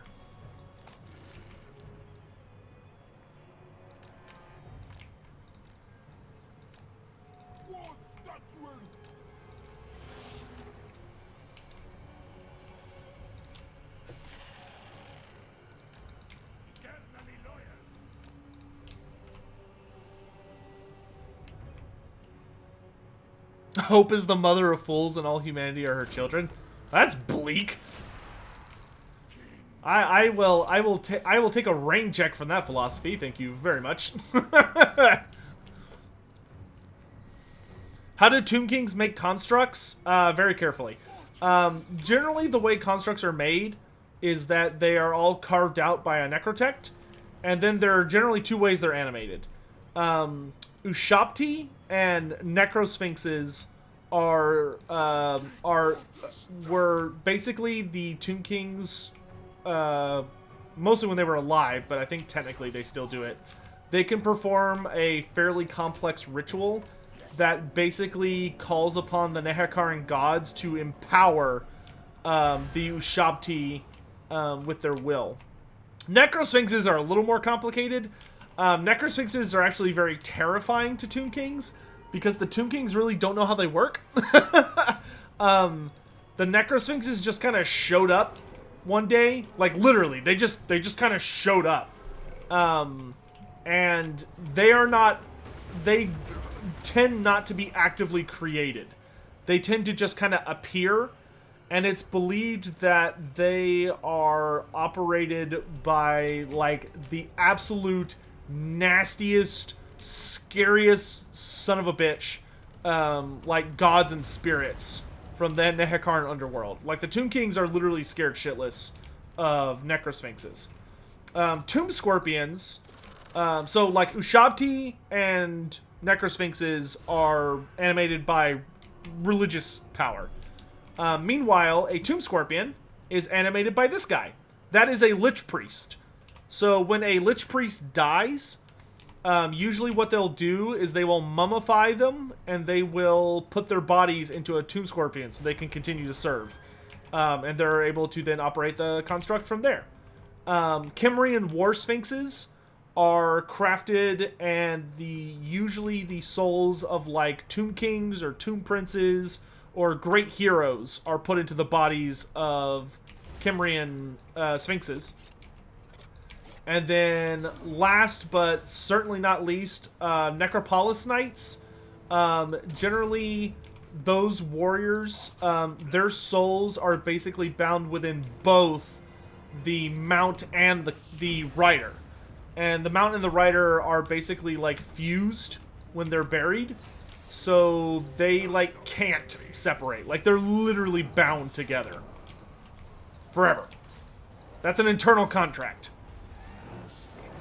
There's no getting out of that one. They are a ride till they die creation.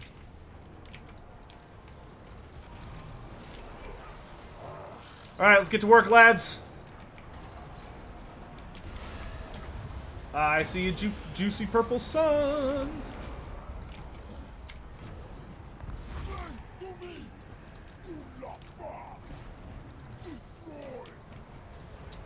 A little bit of friendly fire. Not too bad, though.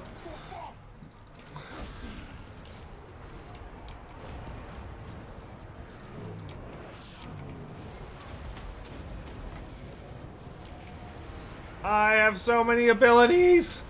I literally have like a maxed out skill tree on Arkhan the Black right now. It's kind of glorious, not gonna lie.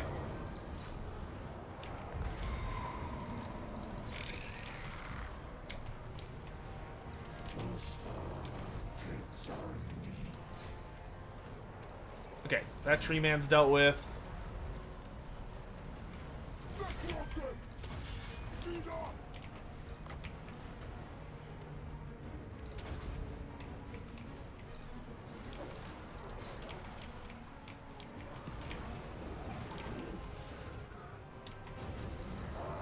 Oh, the Kepler Guard are definitely feeling it right now, Mr. Krabs. Let's see if we can catch this character here. That asshole shooting me, isn't he? Let's see. Let's get a Fate of Vina on these Way Watchers and just get them out of here.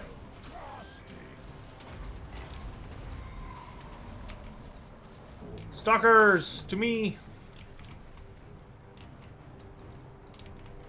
Okay, we could kill that tree man. That would make me very happy. They shall perish. Throw down some scorpions on top of you. Y'all focus on getting rid of that thing. Necrotect and Tomb Prince, get over here. Tomb Scorpion, deal with them. You two come down here. Deploy wide. Let's get you guys on that. Bring the Necrosphinx to deal with you. That dude's unbreakable? Nasty. Just activate all the buffs. Alright, and then I'll gather up my basic troops so I can spam them with heals. Get a restore on these dudes.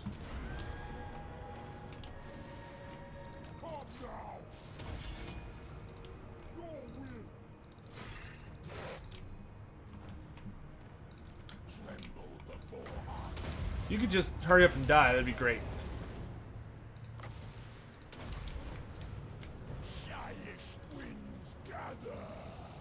Kind of float around so I can get a charge.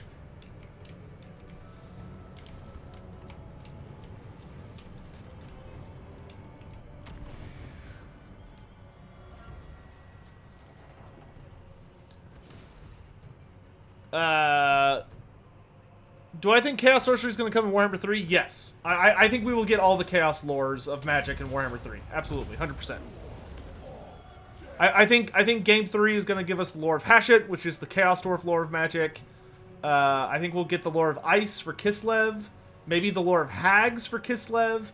And then the lore of the Great Maw for Ogres. And then the lores of...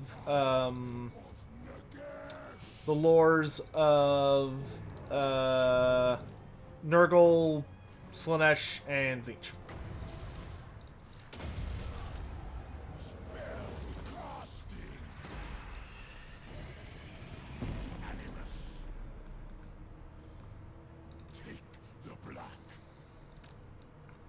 And now I just cast my super duper cheap spells because I heal all my dudes whenever I cast magic.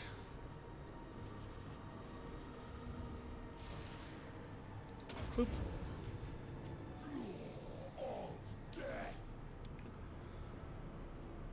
Grace said she can't even clarify the month when we get the DLC. Okay, see, to me that says that it could literally come at any moment. Like that, it could come at any point, but she's just not going to tell us either way. Grace now said no news this week. There's no way it's next month. There's no way. There's no way. I can't believe that. I cannot believe that they would back up the Wood Elf DLC to November. That would be crazy.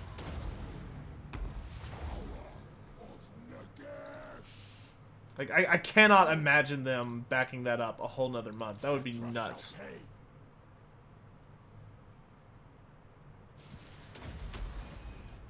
When will Warhammer 3 come out? Dude, we can't even figure out when the next DLC comes out, and we basically know a stupid amount about it. Like, yeah, I don't know.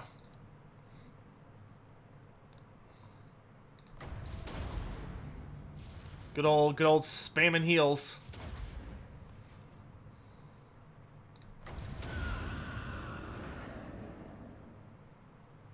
There you go. CA's slacking. Well, I'm not gonna say they're slacking. There might be. They're just doing their best, dude. They're doing their best. Like, don't get me wrong. I would much rather them take as much time as they need, and for us to get like a great product. Because as much, I will say, as much as I really liked the Warden and the Paunch, it was buggy, dude. Like, the Warden and the Paunch was a great DLC that was super duper fun, but it had a lot of problems. A trailer is not a DLC? No, but the problem is the instant they put out a trailer, every single person and their mother is going to be like, 2 weeks. Like, 2 weeks, period, end of story. Because that's what we've been used to. So they're not gonna put out a trailer until they know for a fact we're at least, at most, 2 weeks away. They're just not gonna do it, because to do that would cause them way more. It would just cause them a lot of trouble, and I don't think they'd want to deal with it.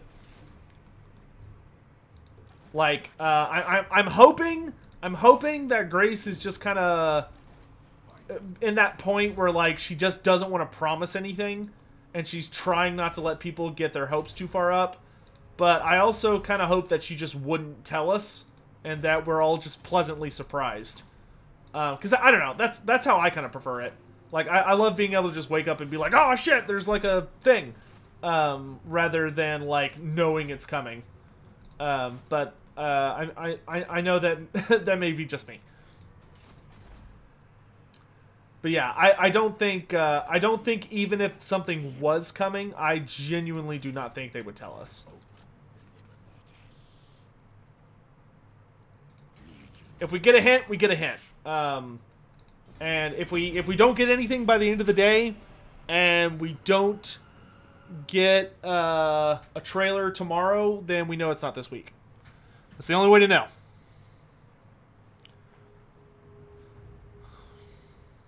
They're saving it for the Ever-Chosen. Turin has him by the balls. I can 1000% assure you Turin does not have CA by the balls. The Ever-Chosen is great. It's a ton of fun. I'm super excited for the next one. But I think because it's a pure online format, and it's not able to have a lot of the bells and whistles that it normally does, because everyone's doing it from home, and like we can't have all the casters in like a gathered place or anything. I mean, the last Ever-Chosen was an absolute blast. Like literally the last one, not the last one in like person, but like the last one that happened just a bit ago. But because they could not do it in person, it suffered a lot. Like there were a lot of problems just because of the limitations of the format, and the viewership was notably less, because like we couldn't get out the word fast enough, and there was a lot of just messiness to it, and it's probably going to stay that way. That being said, I do think that there's a good chance. I do think there's a good chance that the upcoming Ever-Chosen, if we're lucky, it will feature the new content. But I haven't heard anything on it. Like, I'm totally in the dark about the next Ever-Chosen. I will say that. Nobody's told me jack. MMO Addicted, thank you very much for the bits, my dude. I appreciate it. Arise, my legions. Run. Rip Hope. But in my honest opinion, Grace is a very good community manager, and the entire Reddit culture loop is fascinating. A perpetual mobile, I'm assuming mobile of hype, disappointment, hype, hope, and then when it's out, Dwarven Longbeard grumbling. Yeah, right. I love Grace, dude. Grace is just the best. I know a lot of people give her shit or like waggle their garbage at particular little things, but I mean, she tries so hard, man. She tries so hard to do her best, and you know, I think she does just an absolute kick-ass job. Tomb King garrisons make me so sad. Yeah, this garrison's kind of trash, I'm not gonna lie. That being said, I'm not. I like, they have a 20 stack and we don't, and they're dwarves and we're Tomb Kings. I just don't see this ending well. The good news is, though, King Faham is, I don't really care about him. And also, I can't remember, aren't all Tomb King lords immortal? Isn't that like one of their functions? We're gonna hurt the dwarves as much as we can, and then Arkhan will come over here and spank them. But I really wanted that Book of Nagash, even though it wasn't one of the better books, unfortunately. At least they have a Tomb Prince and a Lich Priest. I mean, that's nice. You know, take what you can get.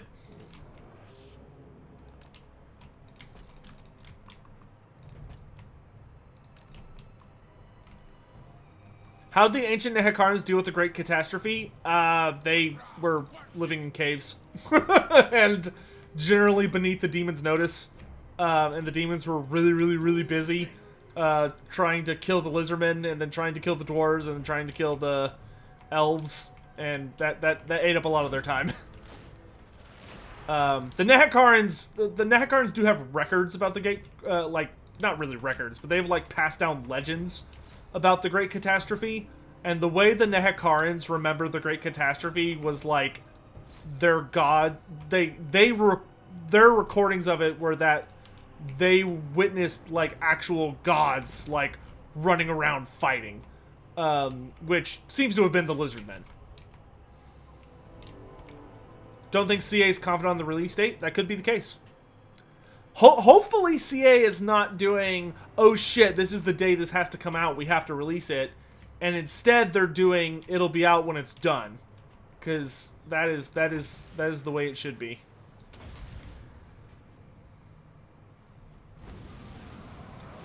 Oh, so good. Oh, dang it, I should have cast it like halfway through that first unit. That was bad. Okay.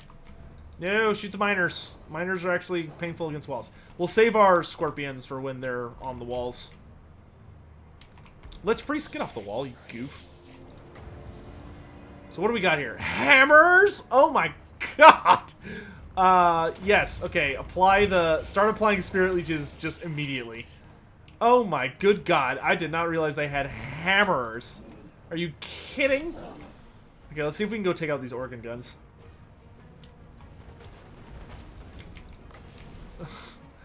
I got nothing that's gonna stop hammers. I have literally nothing. Why didn't CA tell us their strategy though? I don't know, dude. I think maybe CA's kind of see the problem with the Total War community, and I don't mean this in like oh they're the worst kind of thing. It's just I think the Total War community tends to be one of those communities that CA probably feels very much like they could tell us everything in the world, and instead of us being like, okay, we understand, that's great, we would just complain. Like, the more information they gave us, the more information we would use against them, if that makes sense. I think the Total War community has an unfortunate track record of doing that. They are not the most accepting community of stuff they think is like bad for whatever reason.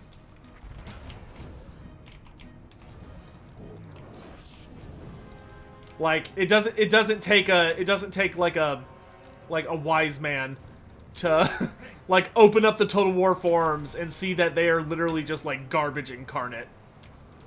Because people are just so toxic on there. Oh, okay. Thank you, MMO Addicted. And thanks for the bits, my dude. I appreciate it. Thank you. I really appreciate the support today, my dudes. Thank you very much. Oh my god, are we actually beating these hammers with just... No, not the... I didn't want to Spirit Leech the Quarrelers. Game. I'm not really worried about the Iron Drake. Oh my god! Ah! The AI is actually doing a bombing run! What is happening?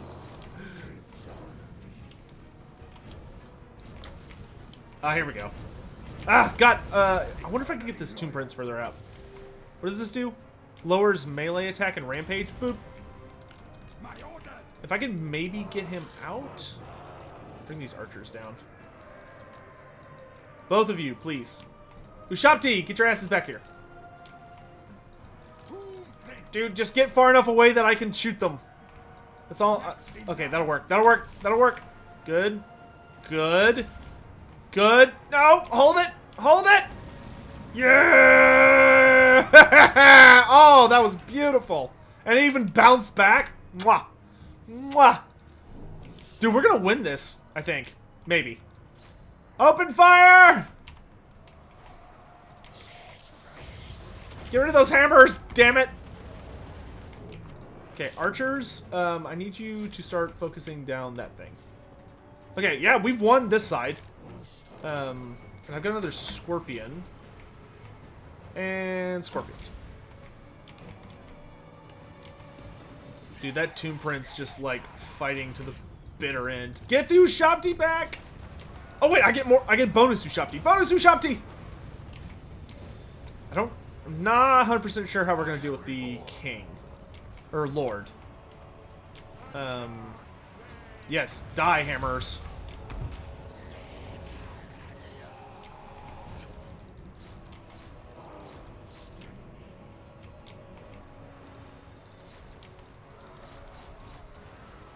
To the aid of the prince! Ah! Oh my god, we're actually turning the tide. Oh god, they've got iron drakes on the walls. Run away!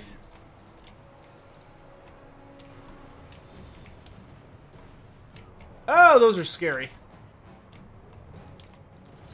Oh god, we're out of...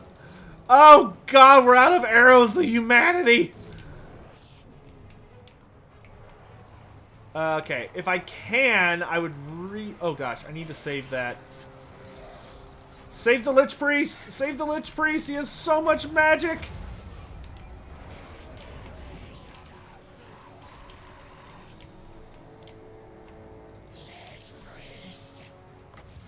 Minus 60 armor? Damn, dude. I guess we'll put that, like, here?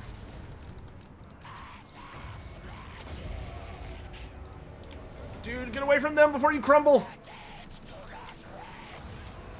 Okay, just... No! To the bitter end! Stop them! Stop them! Ah! Okay. Tomb King, run away! Archers, shoot the Lord! Shoot him! Shoot him dead! Oh, God. Dude, those Iron Drakes gotta go. Oh my god, I lost my Lich Priest like an idiot.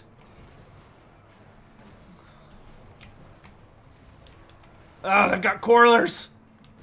I've only got like one good... Oh, no, no, no! Ah, shit. I wasn't paying attention to my king. Oh god, I think that dwarf may be faster than me. No, stop crumbling! Stop crumbling!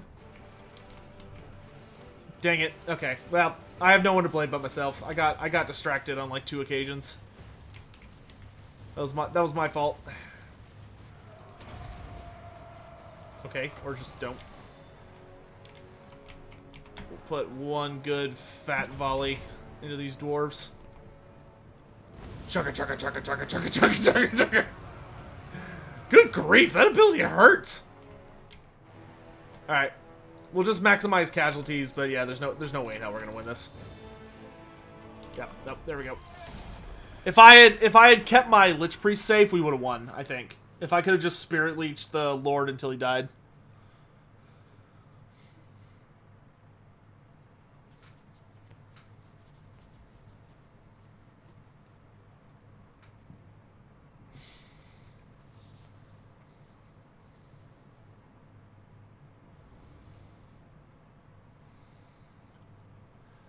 Yeah, we could have had it, but we goofed.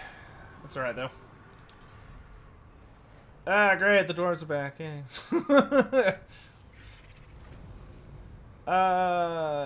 It's fine.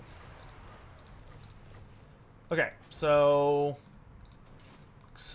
I think I am expanding a little too quickly. Seems to be my issue. What do I want to do here? I guess let's capture the pools of despair so that we kill this Tomb King faction. Because I think this is his last... Yeah, that's his last settlement. So let's finish him off, and then we'll have Arkhan, like, swing back around. Through all that territory. What the fudge, dude? Oh my god. If there's one thing they have got to fix about this game that I need to, like, put in a ticket for, it's that if you get a character that, like, the Necrotect, where they extend your movement range, and then you're like, oh, okay, so I can take this stance if I move 50%, right? But then if you proceed to actually move, it turns out, haha, no, just kidding. That's not how it actually works. It's only 50% of your base movement. Like, even though it, like, takes your additional movement into consideration, if you move actually 50%, then it doesn't let you get into your 50% stances, which is dumb. I hate it. I hate it. Total War Middle Earth? I don't know if we'll ever see Total War Middle Earth. I would like to. But, I don't know if we'll ever see it.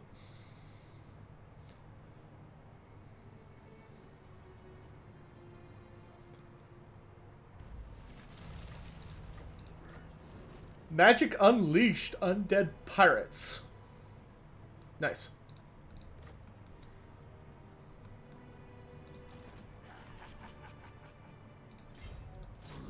Good hearty chuckle, my dude. No. I'm really curious what's gonna happen with, like, the Tolkien estate, like their position towards video games and movies and stuff now that Christopher has passed away.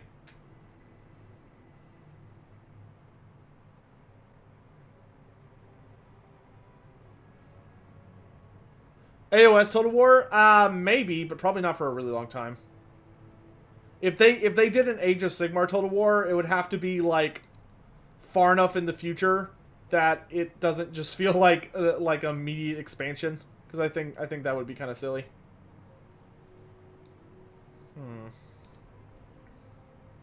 Ambush success chance is pretty sexy.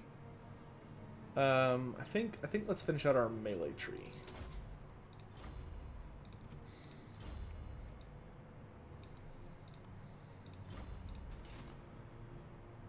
That being said, like, the longer they would take to make a Age of Sigmar game, the happier I would be, because I do not feel like Age of Sigmar is at a point yet where it is, like, in a really good spot.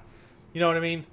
Like, we're just now getting to some really cool narrative events in Age of Sigmar that I feel like would do great as, like, the centerpiece for a video game.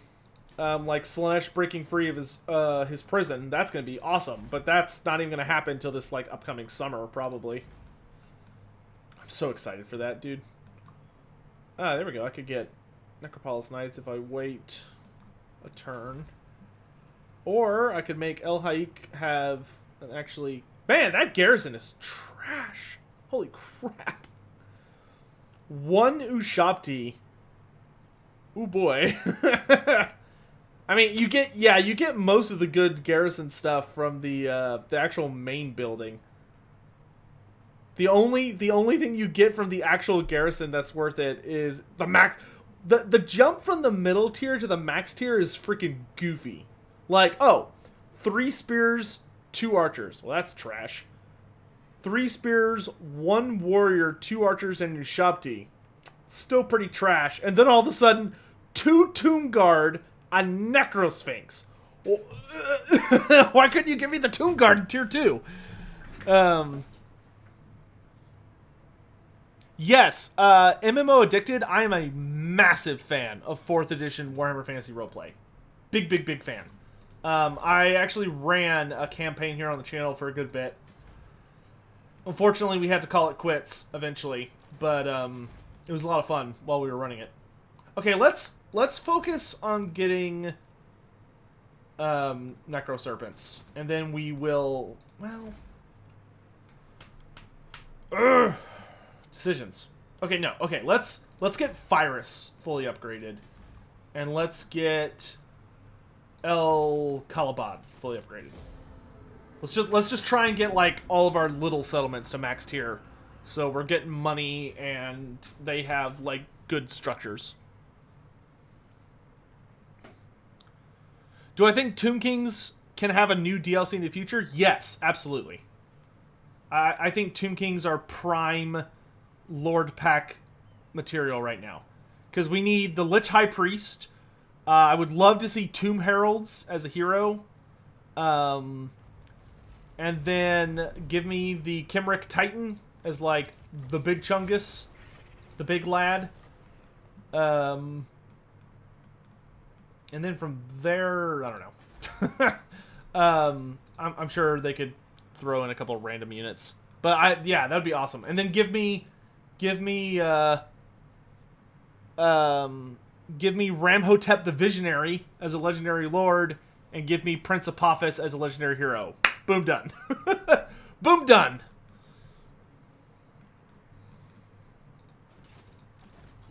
King of Nehekhara. Onward, soldiers!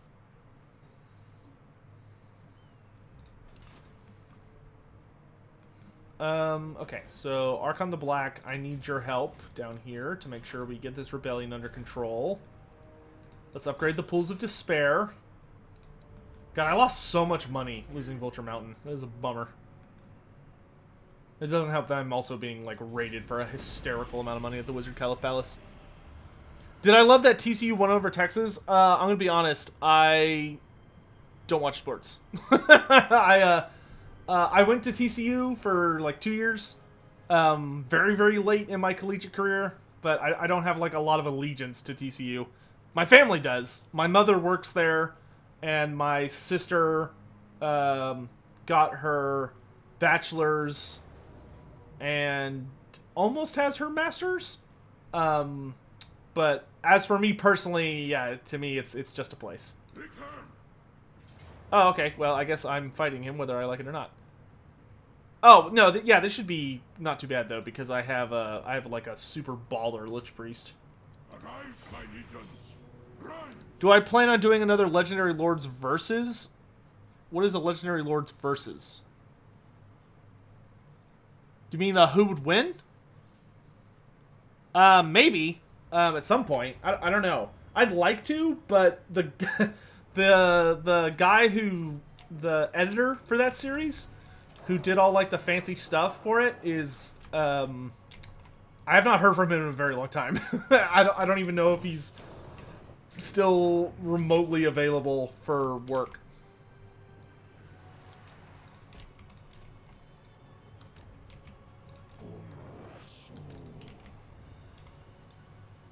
MMO Addicted, thank you so much for coming by, my dude. I really appreciate you subscribing, and I really appreciate the bits. But most importantly, I appreciate you just being here. Thank you very much. I hope you have a lovely day. Okay, the dwarves are just they've got range on me and they know it. So let's get hustling. Oh, this is gonna be a slog.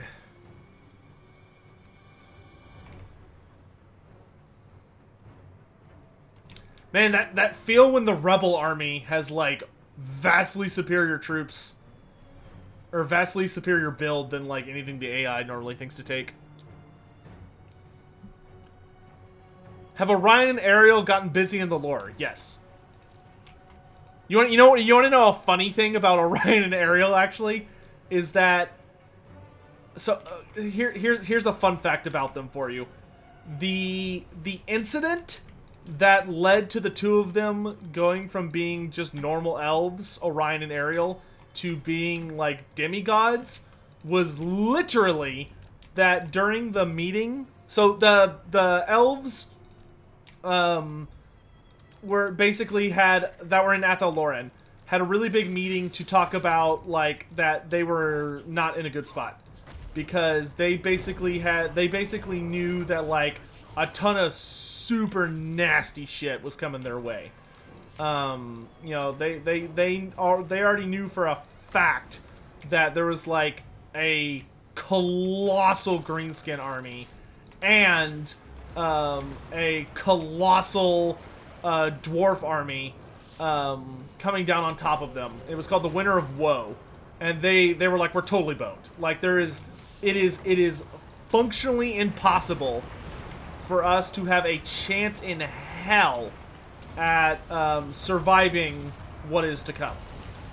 And while the elves are having, like, this come to Jesus moment where they realize they're all gonna die, in the back, frickin' Ariel and Orion have, like, kind of noticed each other, and they're like busy making doomy eyes at each other, and instead of, like, I don't know, talking to their kin or trying to provide comfort, and, like, Ariel being the strongest wizard of her kind, or of her people, and Orion being, like, a super badass warrior, you'd figure they'd be like, oh yeah, we gotta, like, pay attention, and nah, dude, they totally sneak off. Like, the two of them literally run off like giggling teenagers and go pork each other somewhere in the forest, and then at some point during that, likely because they were led away by forces other than pure horniness, they were transformed into Ariel and Orion. But they like completely ditched everybody on, like, the eve of, like, their apocalypse. Which, you know, in their defense, I guess, like, if you're like, we're gonna die anyway, we might as well have a good night before we go. But yeah, there you go. There's a fun fact about Ariel and Orion.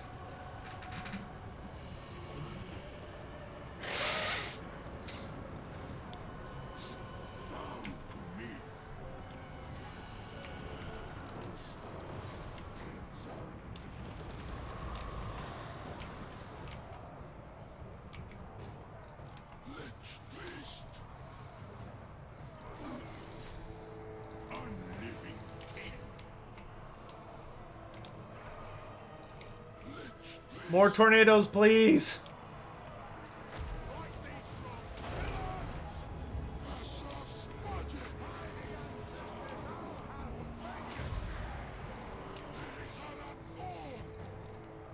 No, no, no, no, no, no, no, no. No fire, please.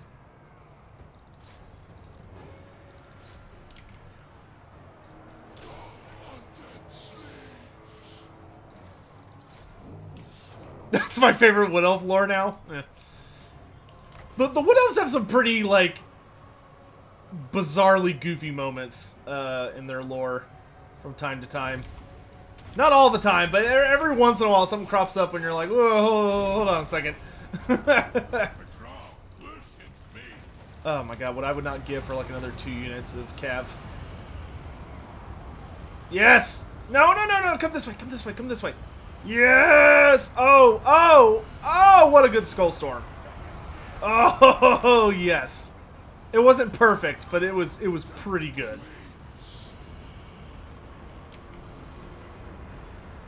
Wow, that spell lasts for like 6 billion years. Good grief. That's the normal cast.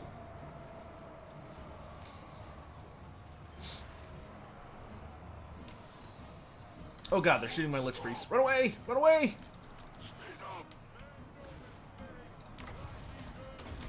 Stop having armor. Okay, I'm out. Peace.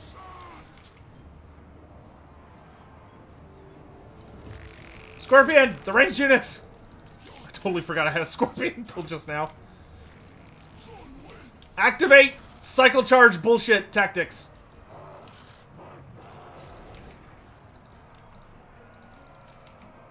Activate intensity's speedrun tactics. Another skull storm. I can see why this spell isn't used in multiplayer. It lasts too long.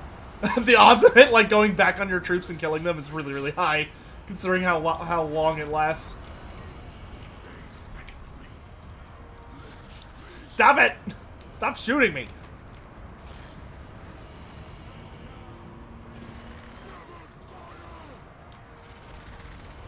Oh my gosh, it actually went to the... Oh, look at that! Look at that skull storm. Mwah! Dude, you literally cannot ask for more than that. Holy crap. This Lich Priest is like heavy-duty lifting right now. All I've really got left is the Dwarf Lord. Can we get these hammers? Archers? Nice, dudes. Oh, I kind of regret that. My will be done. 2 Iron Drakes. Of course.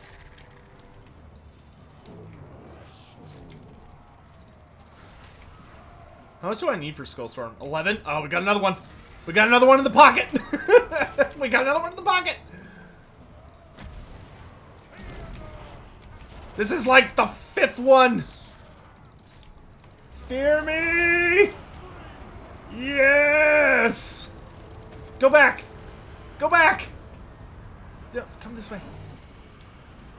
Oh, gosh.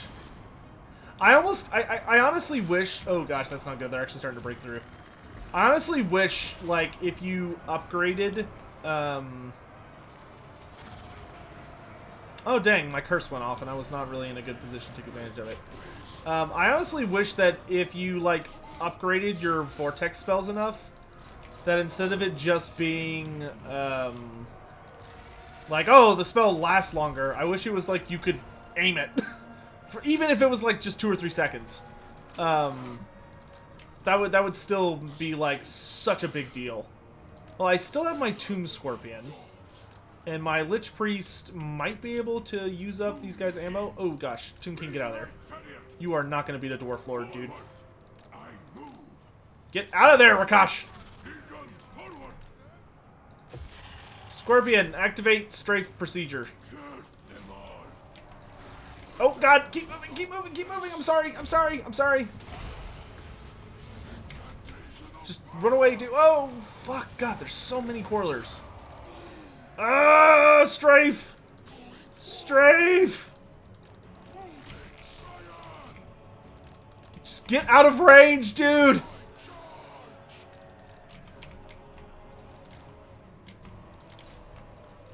Okay, his leadership stabilized. That's nice. Stop shooting me, you little stunted turds. Do Dawi and Tomb Kings get along? No. No, they do not. They are both exceedingly stubborn, and also do not understand the meaning of, like, oh, no. They're too similar. But they both, like, share each other's worst traits. Okay, if we can just get rid of all the Quarlers, we'll stabilize.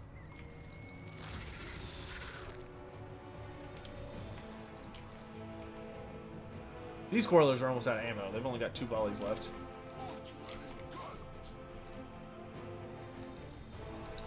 This one has a ton of ammo left, but thankfully the Scorpion's right on top. I got plenty of magic, honestly, to like keep using this spell. Which every time I cast this spell, I get a nice chunk of healing out of it. And you know what? Why don't you come run these guys down so I'm not wasting my time like a nerd. Excuse me, your ammo says 0. Yeah, and that's the other thing. Tomb Kings don't really get along with anybody. Tomb Kings are way too, like, up their own butts to really have much of a hope of getting along with the other races.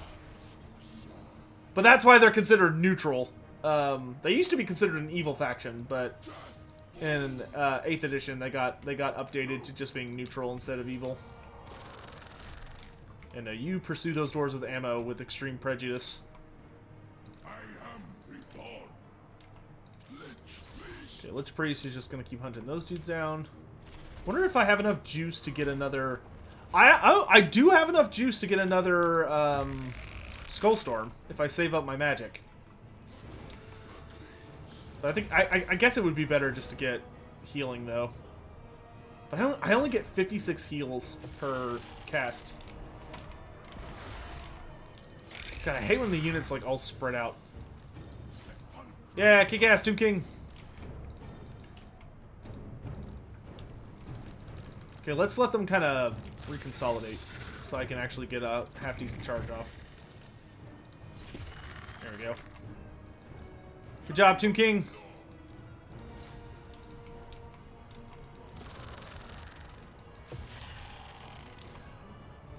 Are there any unarmed fighters? And if yes, who are the best unarmed fighters in Warhammer Fantasy? The most powerful unarmed fighters in Warhammer Fantasy are the Celestial Dragon Monks of Cathay. Their skill is like world renowned, to the point that even the people in the old world will like seek them out for training. Though apparently that doesn't usually go very well, because they tend to have a, if you try and approach their sanctuary, they tend to have a kill on sight policy. That being said, it's possible. If you can like survive an encounter with one of them, you can get accepted to train with them. But they are. Grace just confirmed about 38 minutes ago that there will be no Wood Elf DLC news this month. Bleh. Bleh.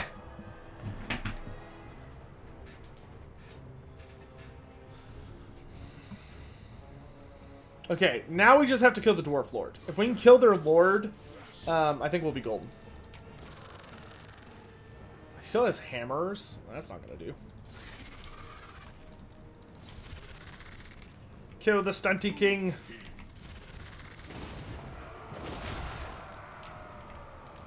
Hit and run tactics.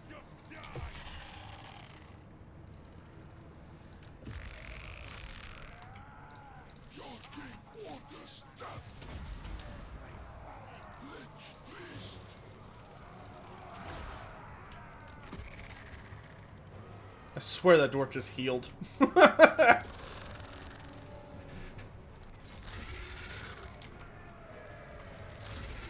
You can't stop me, dwarves. My animations are too extreme.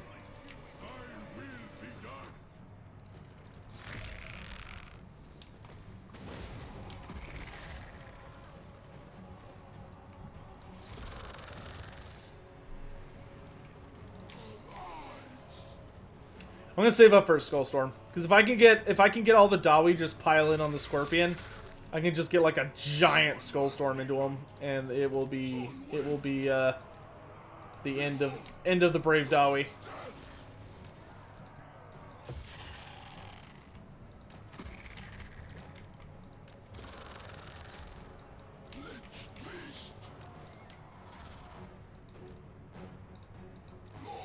I need 2 more Winds of Magic.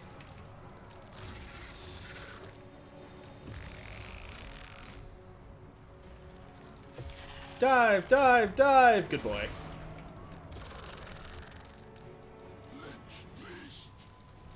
Problem is, my Winds of Magic now is like at a restore a point every like minute, something like that. Thank God I have Arcane Conduit.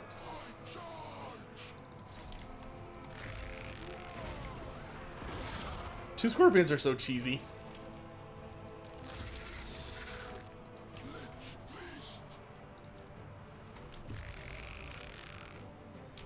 Omar, what's up, my dude? Do Halflings and Dwarves like each other? I would say no. They tolerate each other. I mean, Dwarves Dwarves don't really like anybody. That's kind of the big thing. What's the difference between Dragon Ogres and Dragon Ogre Shaggots? Dragon Ogre Shaggots are the most ancient of their race. So a Dragon Ogre Shaggoth is a exceedingly ancient and colossal Dragon Ogre. That's the difference. Dragon Ogre Shaggots are like the big daddies. Okay, we have a Skullstorm. Ooh, nice hit. Don't walk. Okay, so now what I want is I want all the dwarves to basically surround... Wow, he's getting some serious damage on that dwarf lord. Surround me, dwarves. Do it. Do it. Do it.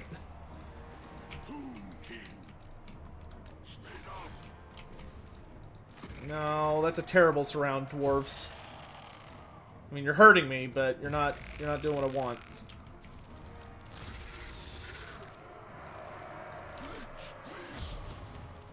Nope. This is gonna be hard. Wait, I think I see it. Ooh! Get away from me! Get away from me!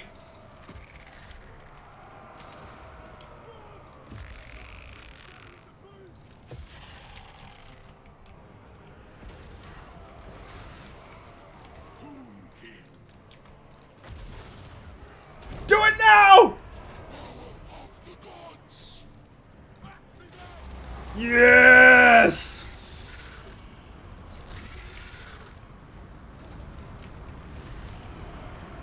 No, go the other way! Go back! Oh my god, it's just like following the Lord, which is the one thing I don't want it hitting. Ugh. I'm out of magic. Up, up, up, up, up! Ah, beautiful. Right into the hammers. Better than nothing, I say. Tomb King, get back here. It's fight time.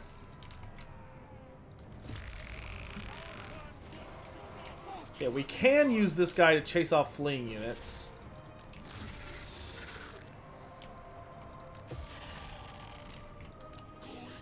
Well, they're terrified, so you have to be careful.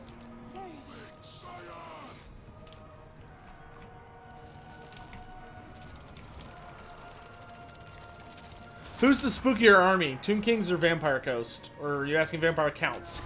I would say Vampire Coast are the spookiest. They have some pretty spooky critters.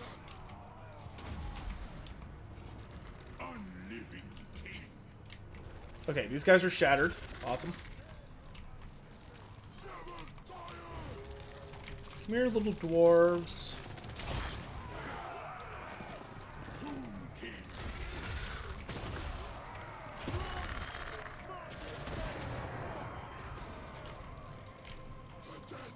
That's right. Follow the Lich Priest. Don't pay attention to your army slowly but surely being ripped to pieces. Pay no mind to the Tomb King in the back. Oh, Mydros. I feel you, dude. I think that's something a lot of people are suffering from right now. Is they wake up and there goes, today the day is today.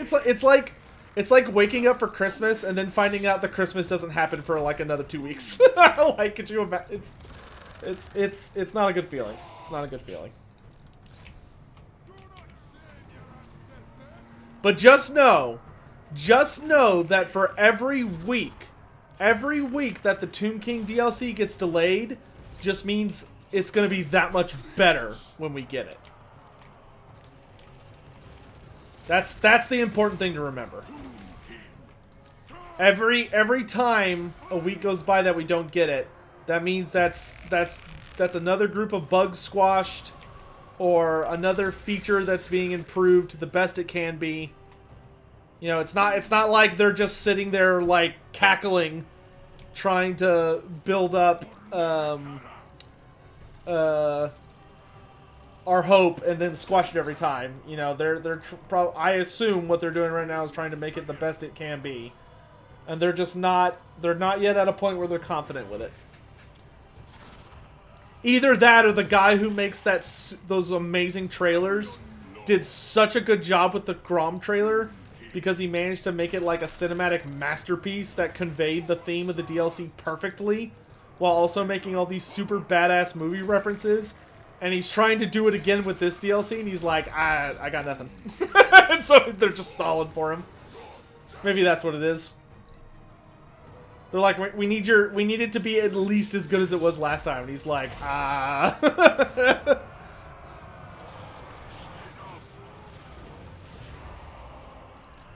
Just give up, dwarves! I have the scorpion! You can't win! There they go! Victory! King Nagash stands victorious. Fucking Immortan Joe Goblin versus Batman Elf will... I don't know how you top that. I honestly have no idea how you top that. That was the most drawn-out fight. Yeah, well, it's Dwarves versus Tomb Kings. What do you expect?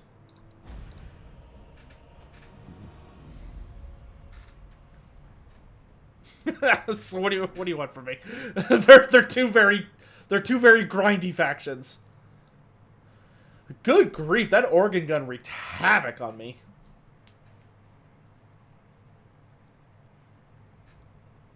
Good news is it's dead, though.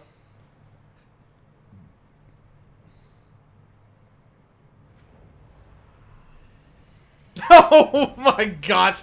Oh, yeah, that's right. I forgot. It's like so little of my army survived. Oh, that's painful. It's just a scorpion.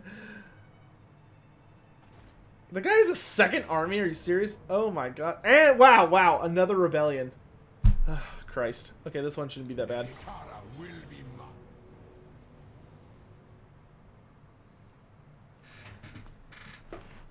Is Grom a dog chasing cars?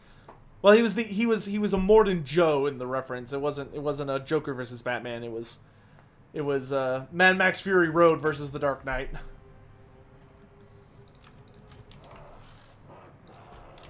Which my brain tells me I would pay to watch that. So I mean, would I watch a Batman being teleported into the Mad Max universe where he then has to fight a Morden Joe? Yes, I would absolutely watch that. Uchiha, yes. Not only have I seen that, I actually went and voted this morning. Because I like to support the Creative Assembly devs whenever I can. So, whenever they're up for an award, I'll usually go vote for them. Hope they don't delay too long. Cyberpunk's coming up. Yeah, that's true. I don't know if I'm going to play Cyberpunk. I kind of want to. It's not my usual thing, because like normally I'm just not really into sci-fi settings, but I don't know, it's looking like a pretty good game.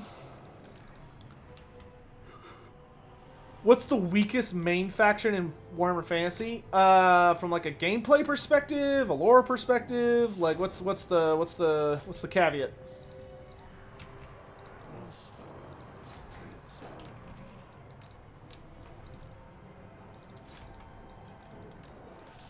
Who's leading their army?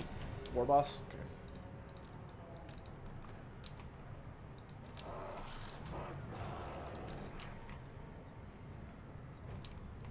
I don't foresee this being a super difficult fight, but I guess we'll see how it plays out. What are those? Night goblins? Shouldn't be too bad. Yep, stop it! Run forward, run forward! There we go, we caught him.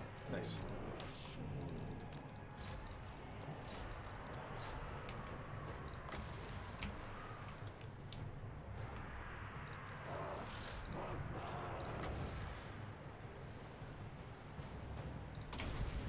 Bring out the scorpions!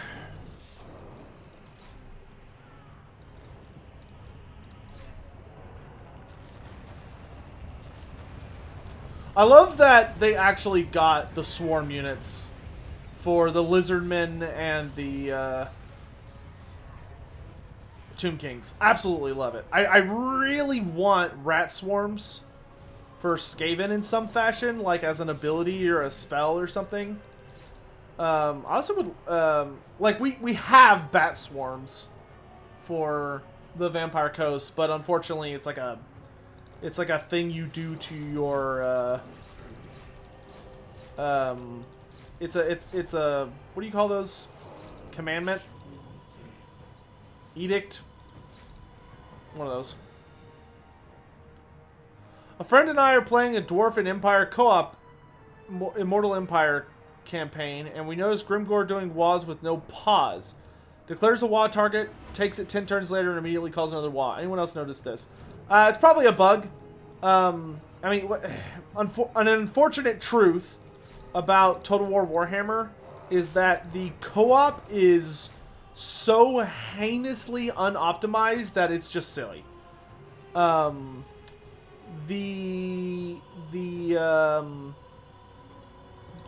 big issue is that the co-op campaigns in this game have so many bugs, and the unfortunate thing is a lot of those bugs are unique to the co-op campaigns. So like if you play co-op, you will find bugs that nobody else will ever find. Hey, Danian, thanks so much for raiding with the thanks so much for the raid, my dude. How have you been? We have not talked in a hot minute, my man. Hope you're doing well. Good to see you.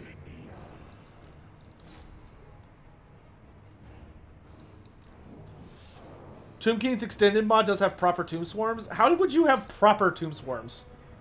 I don't know if I struggle to see how swarms would really work in Total War, to be honest. The only swarm unit I could see being like an actual playable unit is Spirit Hosts. Welcome to Nehekhara, gentlemen.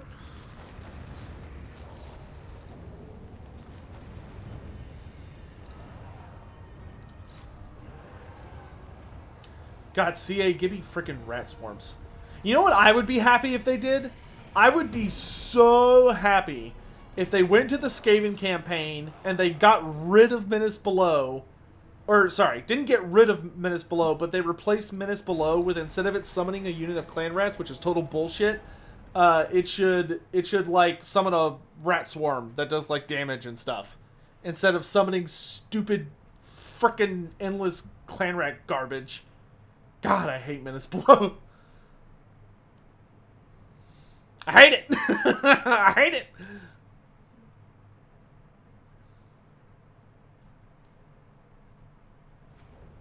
Yeah, co-op's fun. I mean, I like playing co-op and even versus from time to time. But yeah, it's definitely buggy. I have a good mate. Hope you're doing well too. I've been grinding hard on streams, trying to keep my life together. Got to go to a wedding. It was constant anxiety. Yeah. Well, I hope you do not have the Rona, first of all. B, I'm glad to hear you're doing well. My house actually had a pretty bad corona scare last week. My sister, her work had an outbreak. So like a bunch of people got sick.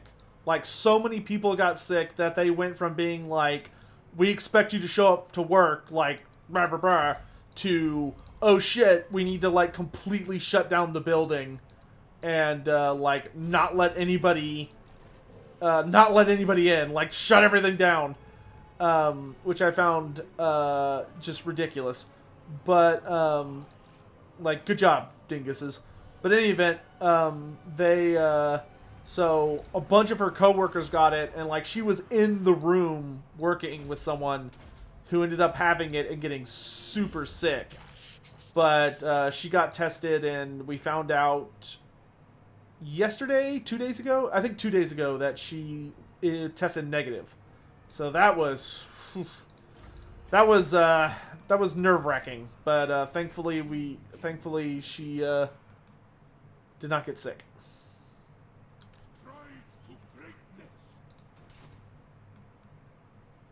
Skaven perfectly balanced. Bullshit. Bullshit.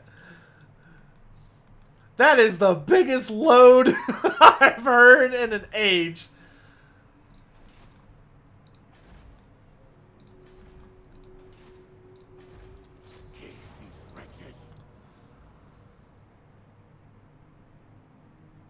You have an immune deficiency? Good lord.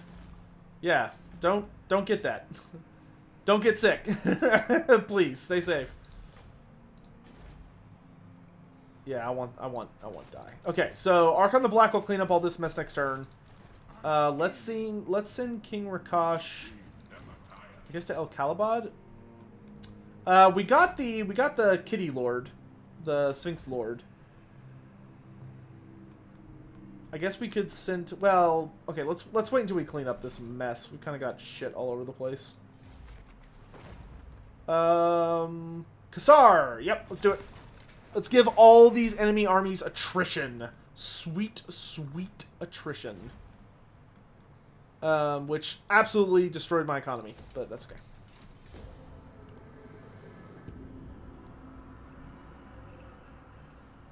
What's up with Americans sucking at this virus? It's a long story. I'm not going to get into it because, unfortunately, it's completely wrapped up in politics, and I don't want to talk about politics on stream.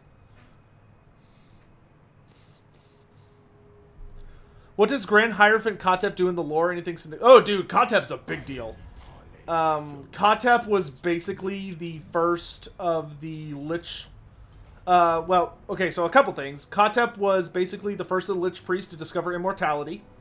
Granted, the immortality he discovered is kind of the bad kind, where he is immortal, so he cannot die through normal means. However, he is not eternally young. So, that's why Kotep looks really, really bad.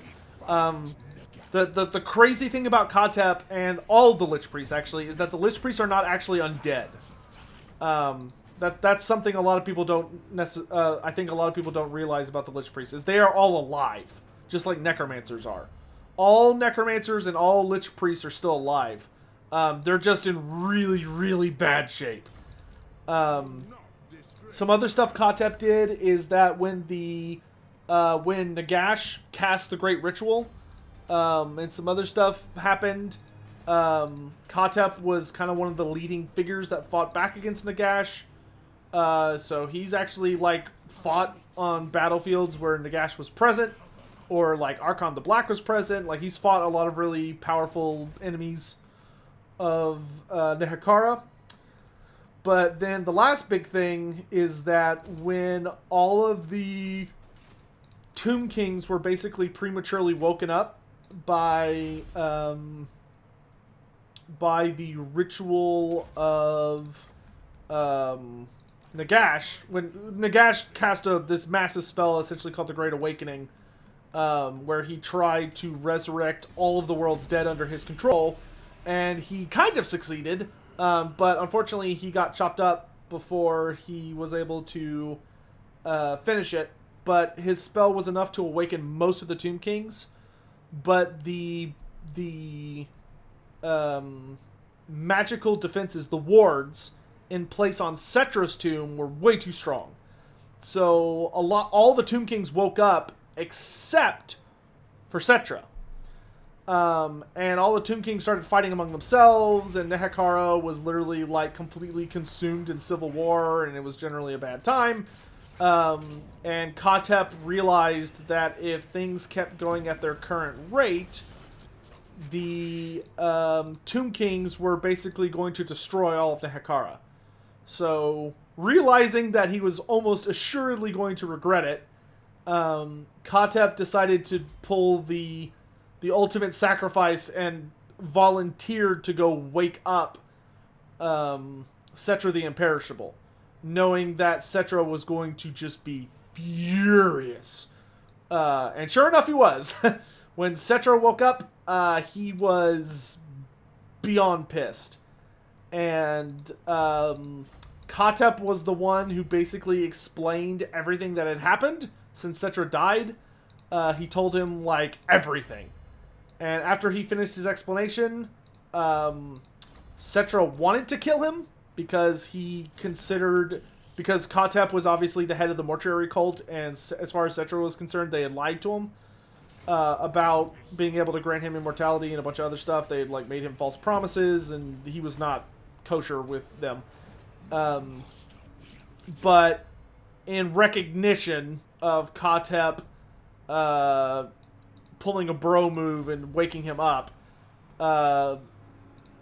Cetra merely banished him.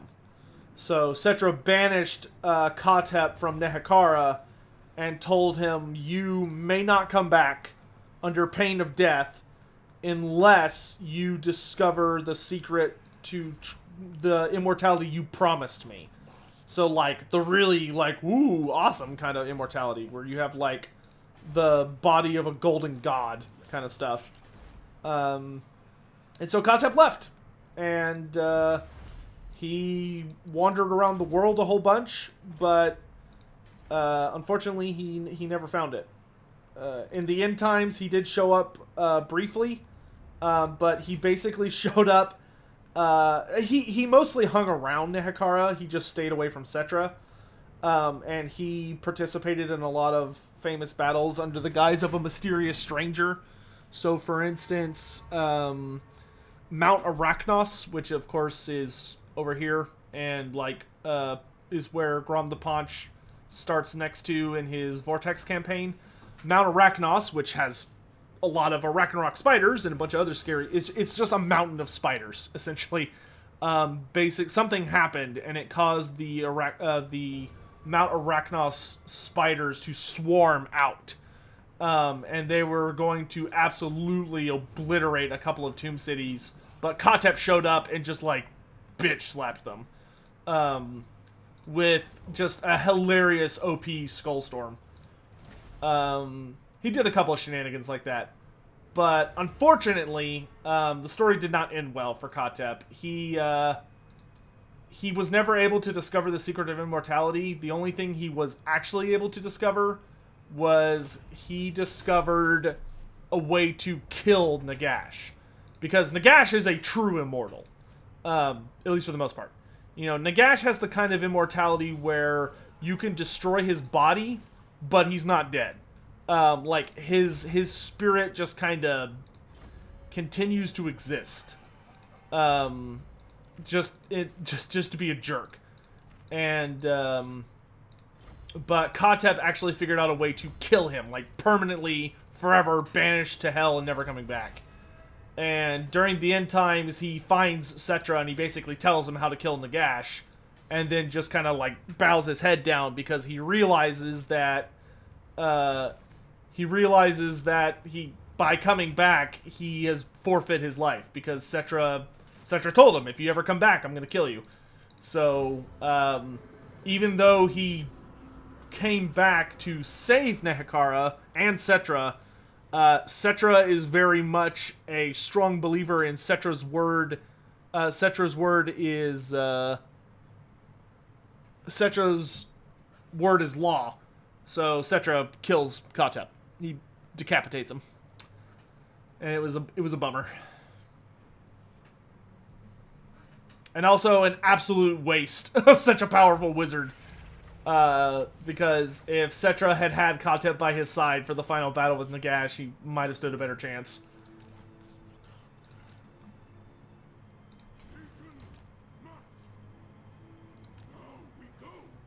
Are there no humans back in Nehekhara? There are no longer any human civilizations in Nehekhara. There are still people in the Land of the Dead. It's rare, but they pop up occasionally. Usually they're like wandering bands of adventurers or travelers or people like going from place to place.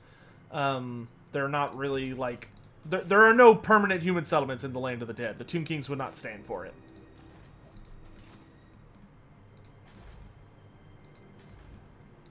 They are not fond of the living. Because they're pretty jelly.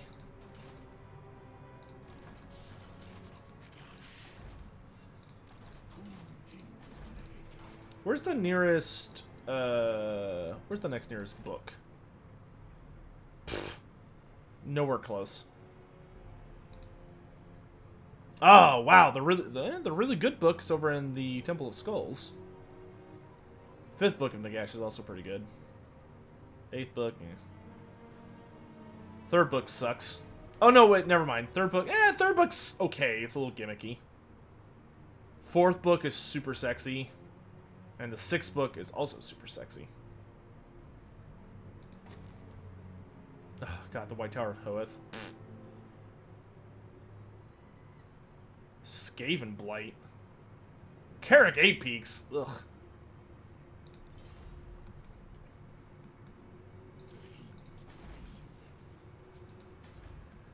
Yeah, there is some older lore about Numis having humans, but they scrubbed that out in later lore. Kotev is a bitch-ass liar. Kotev was not lying. The Destroyer of Eternities would have killed Nagash. The problem was that they needed to stab Nagash with it before he devoured Usirian and became like an actual god. The problem was they stabbed Nagash in the back with it after he became a god. Also, Prince Apophis pulled a bitch move and stole the Blade of Eternity so that he could try and kill Nagash when he should have let Cetra have it.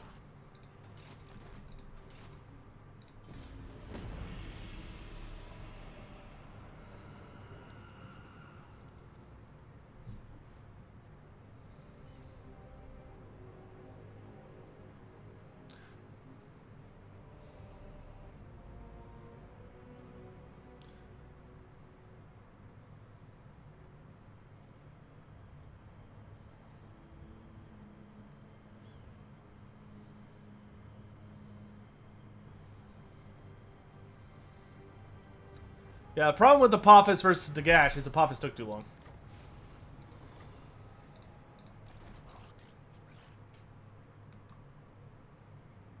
Yeah, they're just having a grand old time sieging my city.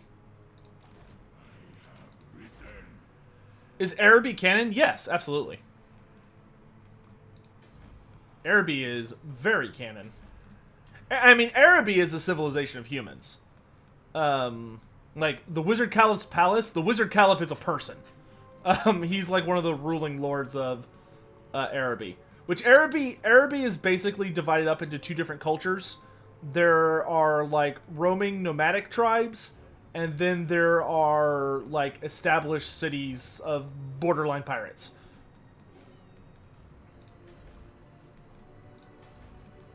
Like, they're pirates, but they try and kind of have some wiggle room on what people think of them.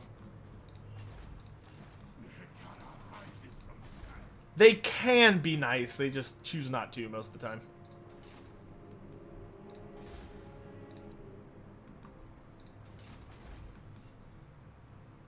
But yeah, no, it is absolutely canon.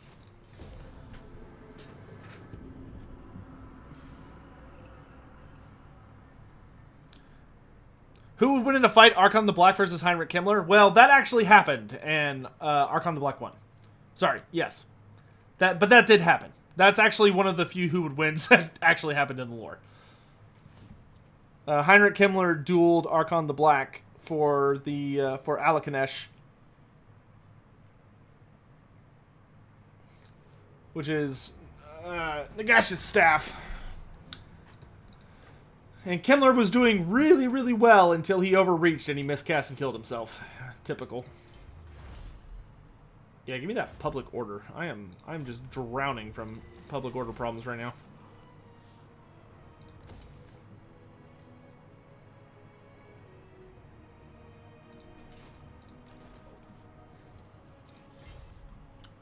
I have no idea where wine is, and it's driving me crazy. Like, I need wine to get the Staff of Nagash. Oh, there's some wine. Frickin' Sartosa. Ugh. Okay, let's maybe tone it down on the growth and put a little more emphasis on public order, huh? Because public order is what's kind of busting my balls right now.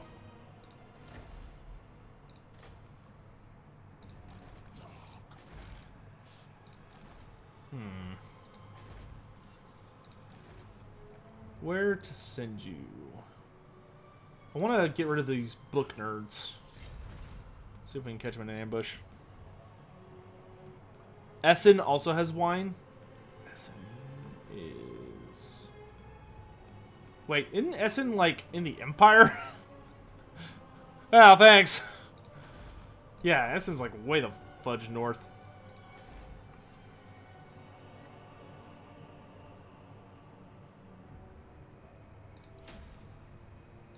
switch all these to growth. Yeah, you can stay. Cheaper construction. Submit to your king. My dynasty reigns supreme.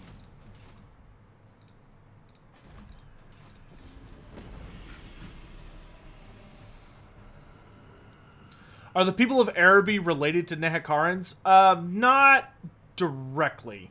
They might have a common ancestor, but the people of Araby seem to be a distinct... I'll rephrase that. The people of Nehekhara seem to have been a distinct... group of humans. They were kind of the first. To battle! Fucking elves, dude. I hate these stupid book armies. Like, it should really be that once you get the book from them, they just, like, go away. They just vanish. I hate this crap where they keep, like, lingering around and attacking your stuff. The heat is irrelevant. Coming for you, son of a bitch. Especially because they're hordes. They're, like, extra annoying. I kind of want to just, here, let's do public order here. Just to try and get some stuff under control. Get Phyrus to be full D. We can finish the ossuary dirge. How about you get away from my settlement? What's amazing about the Warhammer Fantasy universe? The most amazing thing about the Warhammer Fantasy universe, ultimately to me, is that Games Workshop somehow managed to make a legitimately fascinating, well-told, for the most part, universe that is literally a smorgasbord of just like a bunch of popular fantasy tropes, famous fantasy like book series, and then with freaking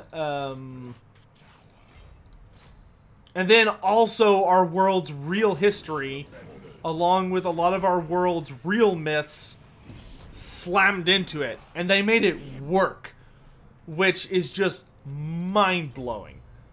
I also, personally, for me, I also like that Warhammer Fantasy has even though the timeline is super freaking messy because they kept retconning themselves, the Warhammer Fantasy universe, compared to a lot of fantasy universes, has a relatively short time scale. You know, a lot of fantasy universes, you're dealing with, like, tens of thousands, if not hundreds of thousands of years, or millions of years. Like, it gets insane. Whereas Warhammer Fantasy, honestly, from start to finish, is about 15,000 years. Like, the entire story. Like, literally, like, the old ones finding the planet all the way up to the end of the end times.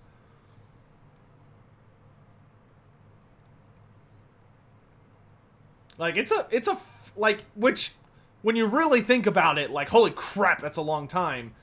But, like, our planet's history is way older than the Warhammer Fantasy Universe history. Granted, the Warhammer Fantasy planet obviously had an ancient history before the old ones even showed up.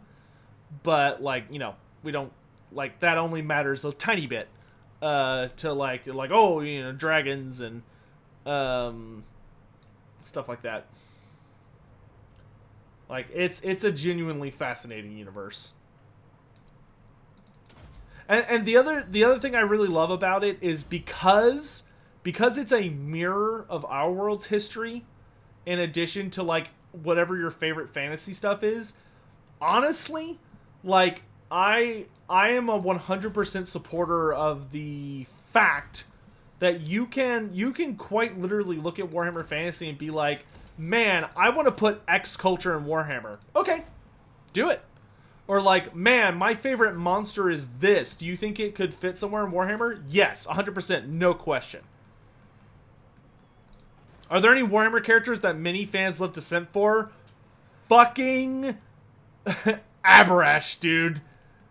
Aberash, like, there are so many simps for Aberash, it is insane. And I bet some of them are in chat. Which, hey, you do you.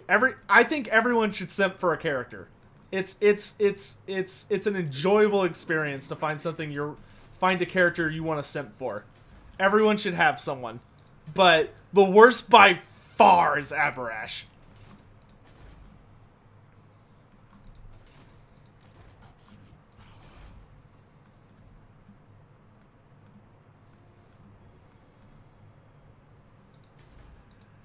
You simp for Elspeth? Ooh, yikes.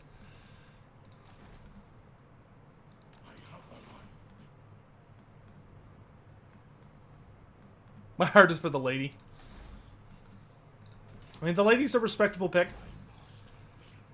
Can't go wrong with the lady. She's literally the bathwater goddess. Except for if you drink her bathwater, you get magical powers instead of some, like, genuinely concerning disease or disorder. Dude, no. Real degenerates... Yeah, you know what? My dude has a point. Real degenerates simp for Skrulk. And the reason for that is that Lord Skrulk is the ultimate simp. Lord Skrulk is 100,000 unquestionable % the biggest simp in Warhammer Fantasy. He is such a simp for Nurglich that the moment Skrulk looked upon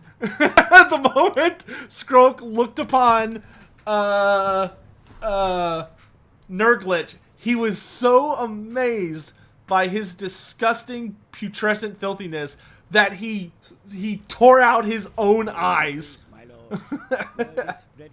Where's the camera going? Rising in the northern wastes, the armies of chaos are on the move. They surely plan to invade the world of mortals once again. Well, they better leave me alone. So you heard it here first.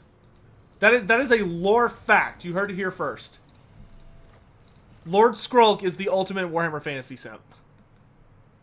Like, he is the patron saint of simps.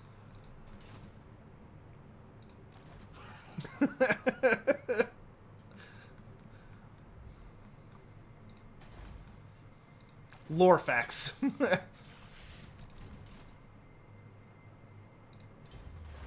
Give me that second declaration. Or proclamation of Second Dynasty.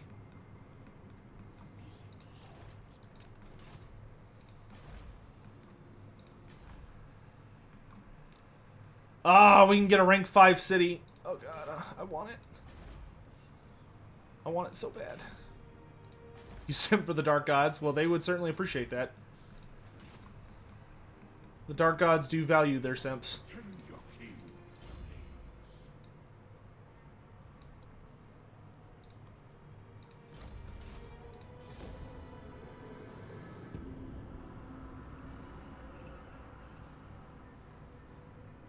Ah, shit. Throwdown's about to happen in Twitch chat.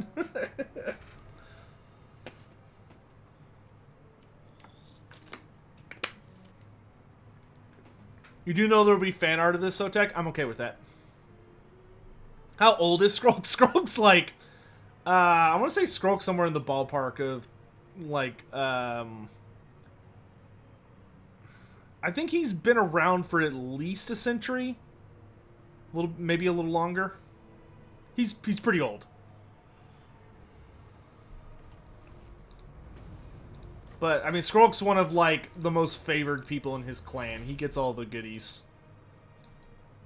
Oh, I keep forgetting about the freaking Tomb Heralds.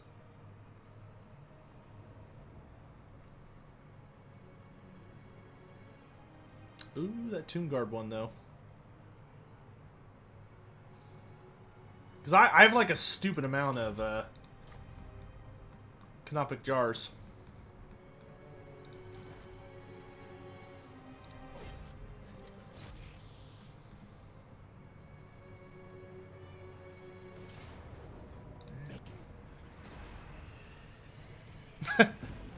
Archmage Eldrin, let them fight! Does Khemri make more economy than the other Tomb King factions? I would say Khemri has the easiest time. Dude, we got the Talisman of Preservation! Dude, Arkhan is he's getting pimped out here. We've got some pretty serious gear going. Holy shit, it's 10:40. Okay, we gotta wrap up. We gotta stop. Alright, guys. Wow, that went by super duper fast. Thank you all so much for joining me. This has been an absolute pleasure. It was a ton of fun. I gotta go, though, because the next episode of the Monstrous Arcanum is going to debut in 21 minutes. So if you're like, man, I'm really enjoying all this Warhammer lore, and you want to get more Warhammer lore, well, then you should go to the Monstrous Arcanum preview. That will make its video go live in 21 minutes. Couple of quick things. Hey, if you're on Twitch, don't go anywhere yet, because I definitely want to rate somebody. I love rating, and I wish I could do it on YouTube. Not being able to rate on YouTube is just the worst. Which reminds me, I also need to update the Twitch emotes, so that we actually have, like, an appropriate rate emote, because right now we got nothing. But yeah, I had a blast. This was a lot of fun. I hope you all had a good time, and I really appreciate everyone coming by. By the way, if you haven't heard, there's been a lot of videos coming out on the channel. There's a lot of new lore videos. We started a new series last week called The Monstrous Arcanum that features rare, exotic, and creepy monsters or creatures from the Warhammer Fantasy Universe to celebrate Spooktober. So I really encourage you checking that out. Also going on in the community right now, we have a speedrun contest for any of the undead characters that you can check out on the channel. Where if you are the fastest run for any of the undead lords to perform the thing you have to do, which is take the... if you take the Black Pyramid of Nagash and Nagashazar and you build their unique structures, do it as fast as you can with any undead character or asshag. If you're the fastest run for that character, you get a free DLC of your choice for Total War Warhammer 1 or 2, with the exception of the newest one coming out. And if you're the fastest run, period, then you will get a free copy of the Wood Elf Lord Pack. Yeah, I can send y'all somewhere on YouTube too. It'll be a little trickier, but I'll send y'all somewhere if you'd like. Also, there is an art contest going on right now. So if you are an artist... or you have the ability to draw or paint or whatever, there is, I'm running an art contest and there's quite a bit of money available for whoever achieves victory. You can also find that on the channel. And, okay, I'm going to stop rambling now, and I'm going to send you guys off. Actually, if you're on YouTube, you should just go watch my premiere video. Go watch the premiere video. That's where I'm sending the YouTube raid. Go watch the premiere. You have 18 minutes to go get snacks and use the bathroom and stuff. But I'll see you guys there, because I'll be in there. I'll be in the chat. Basilisk and Dreadmaw win. Oh, someone accurately guessed something that's happening this week. And then Twitch. Let me send you guys off, and then we'll be good. Big thank you. Oh my god, myself.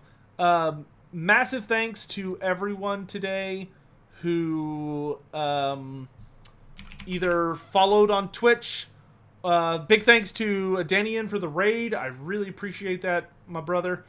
And also, thanks for all the bits. We got quite a few bits from especially MMO Addicted. And Twitch subs, and we also got some YouTube super chats. So thank you to Greasis and Kirahaas for that. And so, appreciate anyone that subbed or followed or whatever. Man, streaming on two places at once is such a pain in the butt. Let me see. Unfortunately, the person I wanted to send y'all to is not online right now. Dang it. Okay, I guess she's not streaming today. That's fine. Where to go? A lot of these are not English. I want to hit somebody kind of small. Who